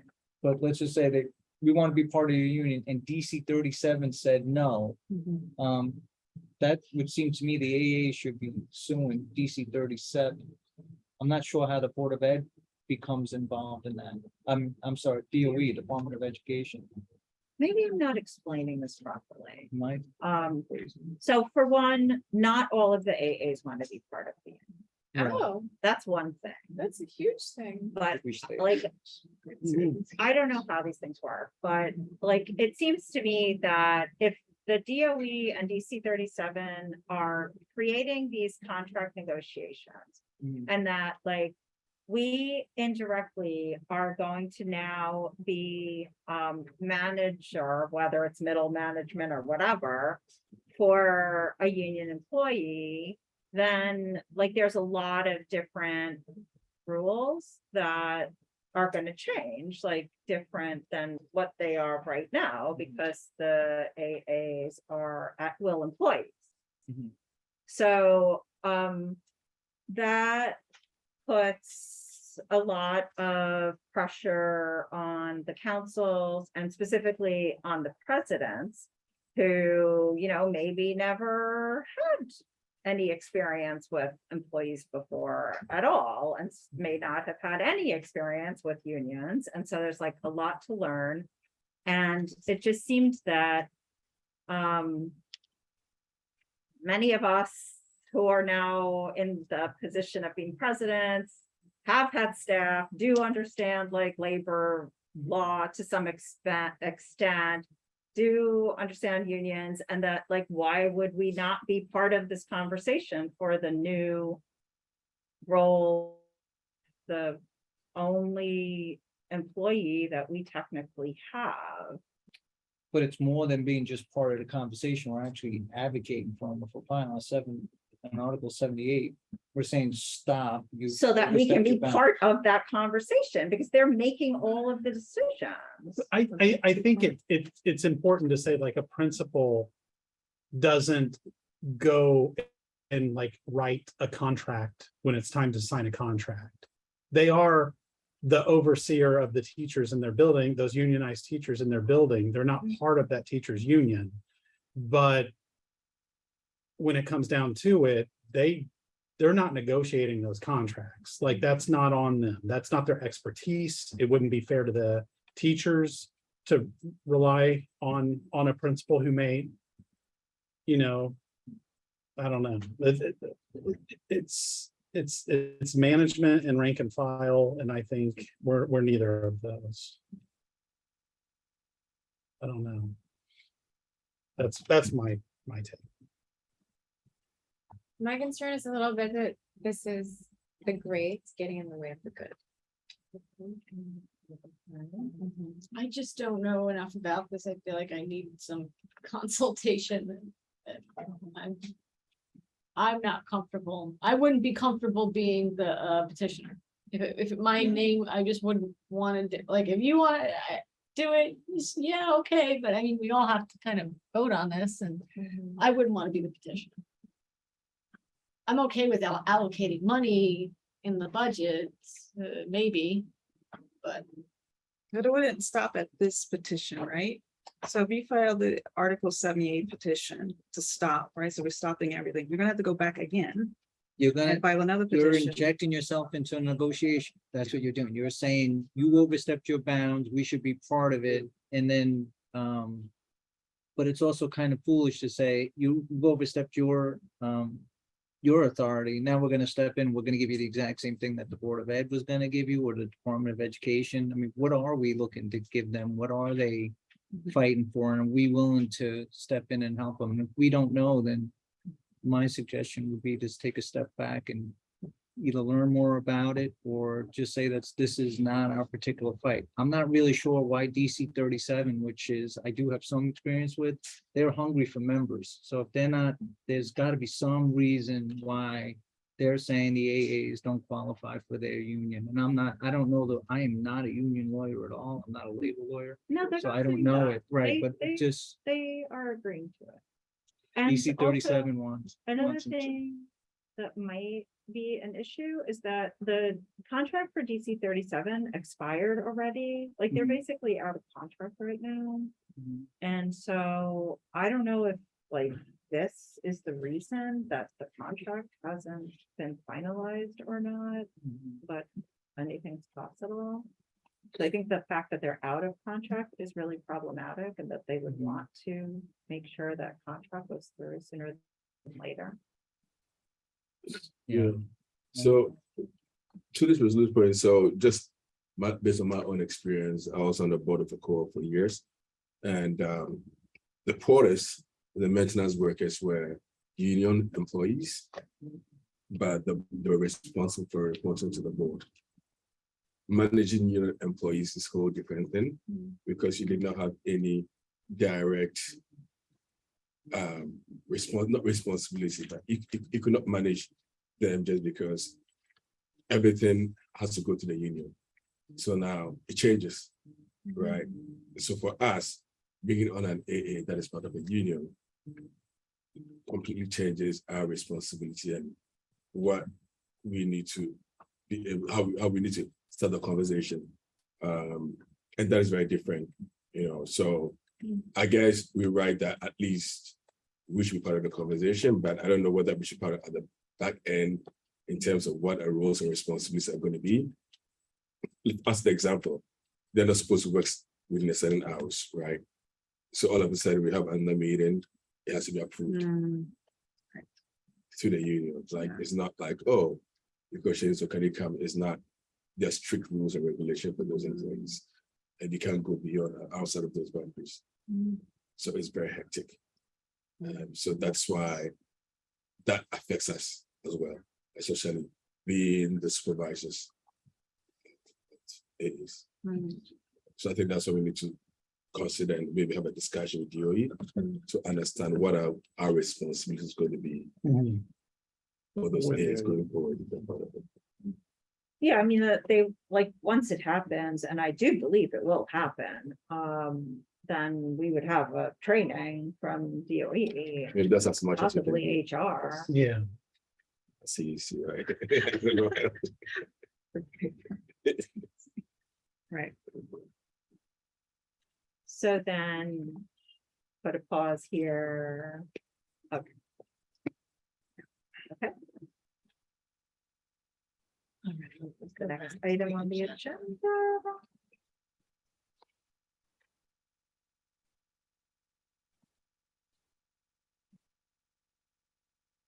I think we're to executive session. We don't need to do that. Oh, okay.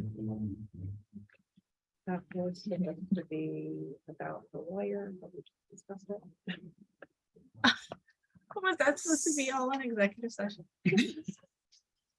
So then what are we going to do then? Did we decide to do this? We go to the budget. We're just gonna go to the budget. Yeah. Okay. I think the 500 is already there. I mean, we can leave the 500 there. We can always take it out later. We might need it for other things. We decide to sue the DOE for something else.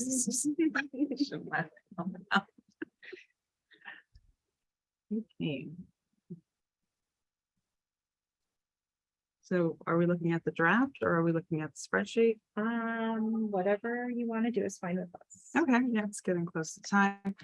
So, someone pull up the, Do you want her to share it? yes, please. Please, we could share the spreadsheet. And I will. So there's only been a few items that have changed on the budget. So far, we have, out of the 25K, we've used $107.15 for office supplies. I think that was printer ink, and $382.99 came out of the member reimbursement. So far, we've used $490.14. And that leaves us with $24,509.86. Okay, great. And we never did vote on that change of the students in temporary housing. Let's see. So we're on draft 3 for that one, right? Is this in the paperwork for tonight? Yeah. No. No, it's not.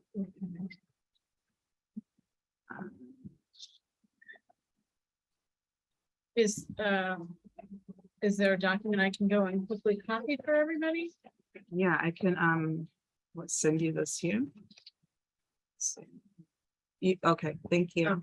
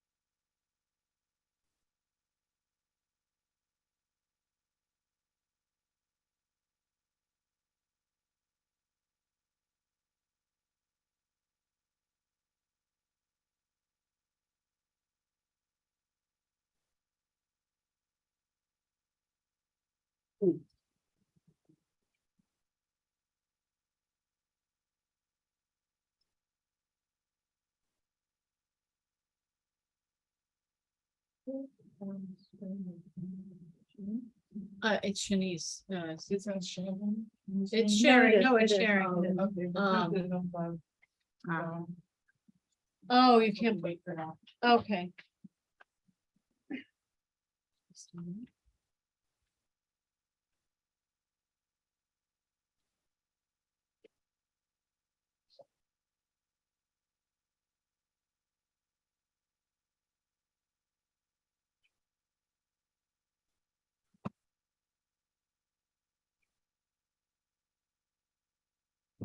While we're waiting, do we have an amount in mind for the sanctioned incentive program?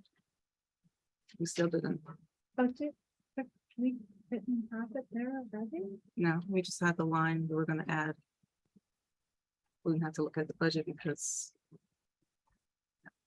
So we didn't have anything called awards or something? yeah, we had to change it to sanctioned incentive program. But no dollar? amount? No. We haven't decided on what to move. Could we just do $1,000? Okay, and take it out of what? Office supplies? I take 500 from office supplies and I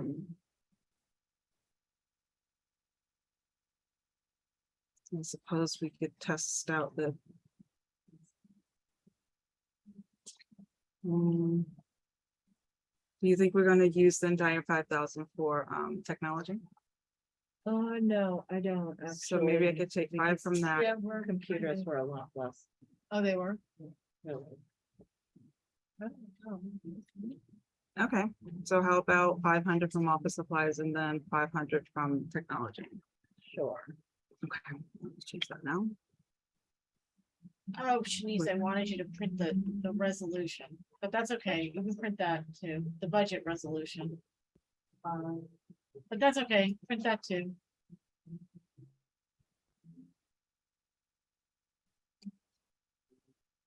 For technology, what we really, I'm sorry. for technology, what else is it really to? So Shanice is still trying to purchase these laptops, desktops for the office. And I think there were around 1,500 each. Is that right? Yeah. So, Desktop. well, it's the monitor and what, right? Do you think that's a lot? That is a lot. Yeah, you should be able to buy 3 like workforce computer setups. Really? Yeah. Macs are expensive. Max. That's it, that's it. Oh, we're not. They're talking about- attractive, but You're not buying Macs. Like Dell. Hundreds a lot. it seems Yeah. really, Well, But then, Everything's built in Yeah. for gaming. yeah, but that sounds like a Dell- gaming rig, like my teenager would want, like, and we. So, That's what we talked about the contract that the DOE chooses. No doubt, Mhm. To Yeah. engage it. no. well, about they that? were, no, I mean, have you, were you in the old building? I've never. It was literally collapsing. Oh, That's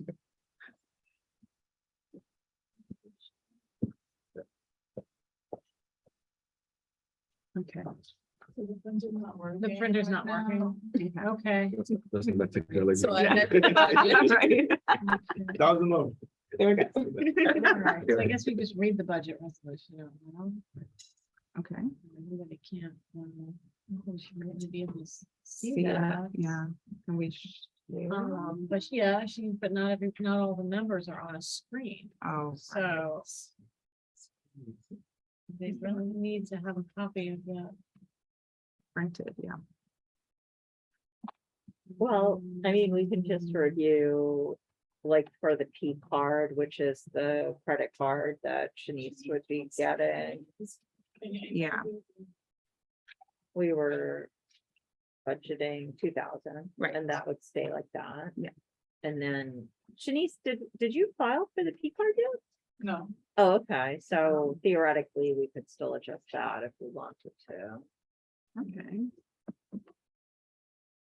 Shanice, I would say just print out the budget resolution more so than the.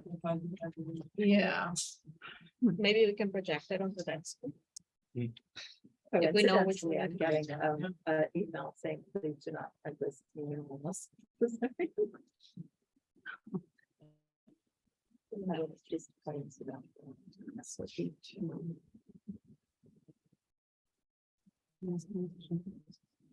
It's called draft V2 2022.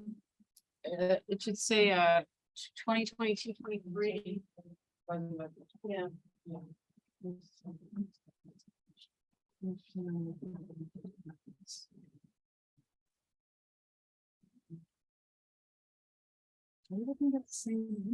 All right. Yeah. But I was trying to get at the door. Another version.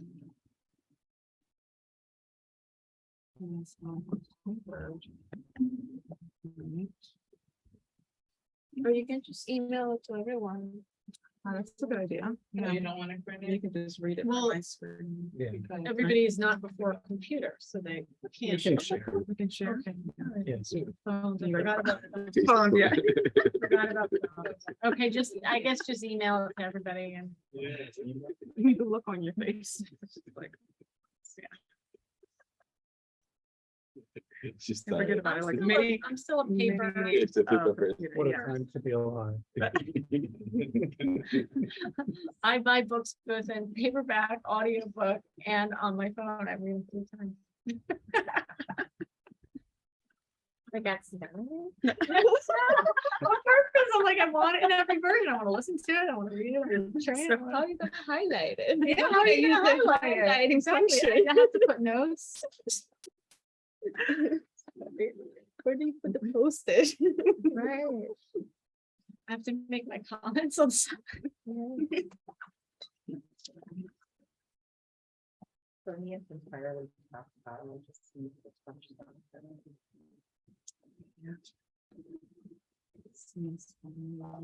Okay, so should we get on with this if everybody's?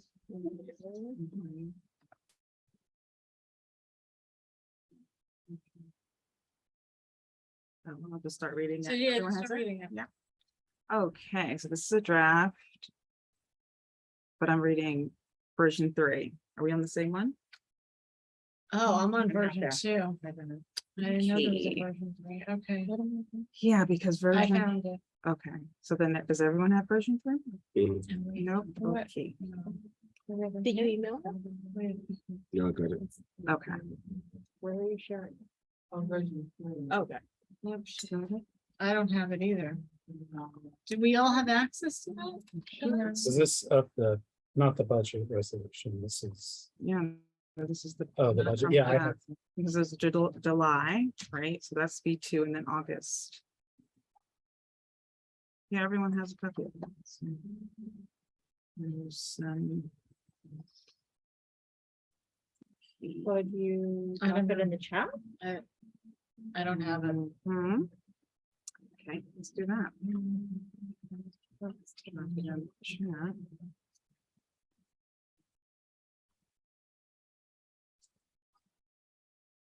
It's been dropped. There we go. Let's see.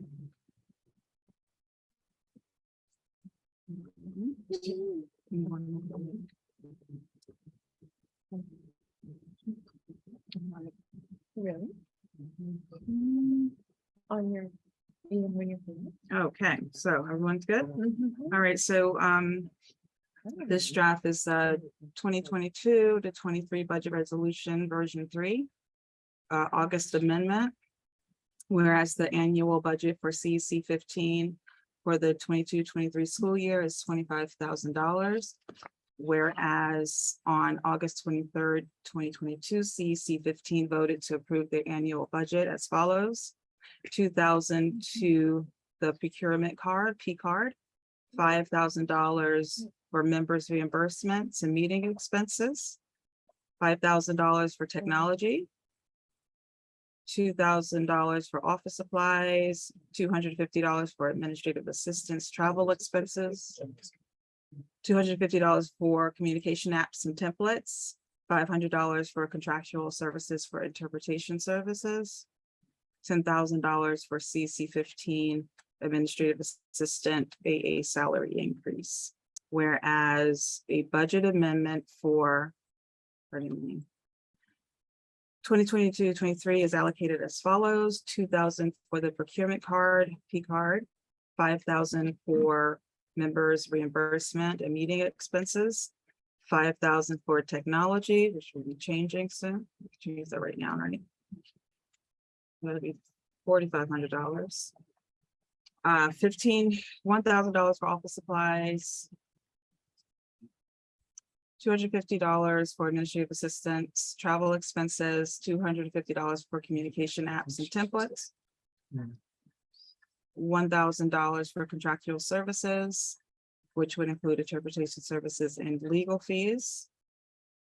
And then $10,000 for CC 15 administrative assistant salary increase, whereas the members of CC 15 present at this meeting approved the budget amendment, but didn't happen yet, so. And I need to add a line.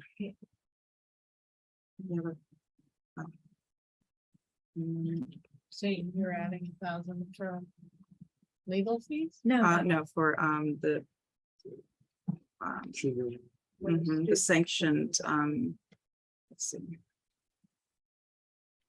For what is it called? I don't know, what are these?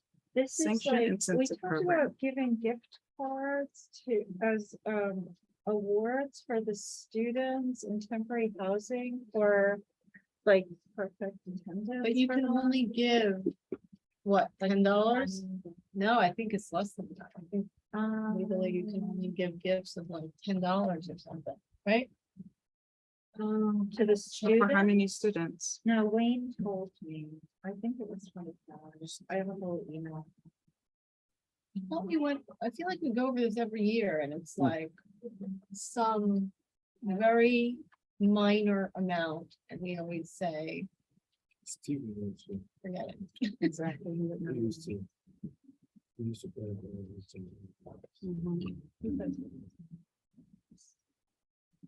I thought that's why we changed the name to the sanction incentive program, so that we could have more flexibility with that.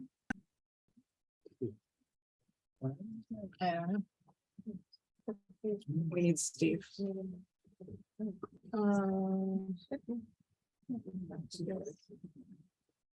And did you want to move into like a new communication app? Like what? No, GoDaddy is our website provider. You don't want to go into using a Constant Contact or MailChimp. We're not not doing that. All right, well, I guess you can always amend this. later. Yeah. Oh, why you want to take that off entirely? Sorry. Take off the number for the communication. No, it just seems like if you want to use something like Constant Contact or MailChimp down the road, you're gonna need more than $250, but I guess you can, you have up to February to change this, so. Is that for communication among members or what? No, like that? to, Canva, to, right? yeah, not Canva, no. Well, the Canvas in there too, Yeah. and so is the website thing, Right. so you can't get rid of it entirely. No, I'm not saying get rid of it at all, I'm saying increase it. No, Fix it. Say, I don't think we need to, I mean, at the point where we decide to like do it. It's in the, it's the second. I'm not on the, no. yeah. It just seems Your like phone is this, phone. Yeah.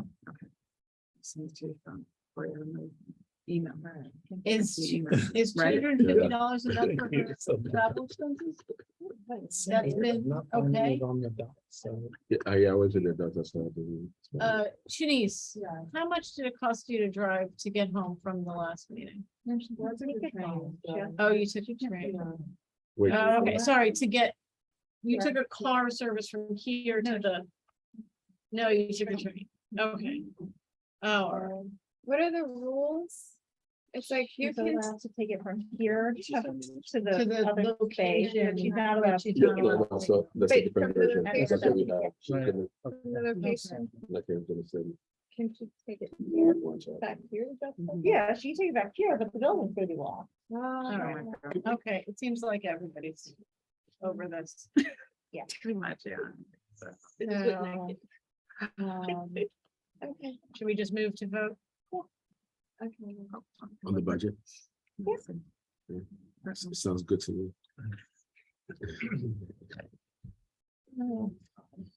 They did a good job. Yes, everything under control. All right, motion to approve this budget. Did your motion? Are you motion? I'm or are you asking, for I'm a asking motion? for a motion. I Oh, will I thought motion. I'll second it. All right, Camille, how do you vote? I approve. Okay, and 24 hour, I approve the budget. Nana Pupua Jacome, I approve. Alfred DeAngelis. Okay. Joe Alexander, Approve. Yvonne Bonda, I approve. okay. Nancy Randall, Vanessa Gonzalez Uoka, and Nakia Muhasa Brown. Approve. Okay, so the budget passes.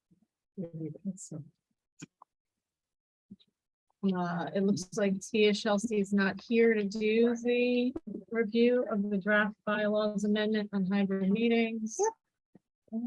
And motion to adjourn the meeting. Most second. Wow, this is the first meeting, everybody's sort of just drifted.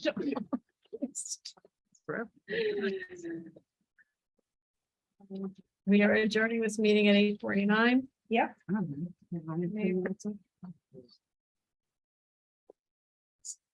We should leave the folders, yeah? We met in the paper. Tom, that we are still rolling. Oh, yeah. I guess we'll say goodnight to everybody. Good night, everybody. Thank you so much for coming to our business meeting. 8:49. The meeting's adjourned at 8:49 PM. Yep, take that. We're releasing folders. It's going to short of the folders. Does anybody want Oh, to yeah, take? I didn't- Oh. Still too.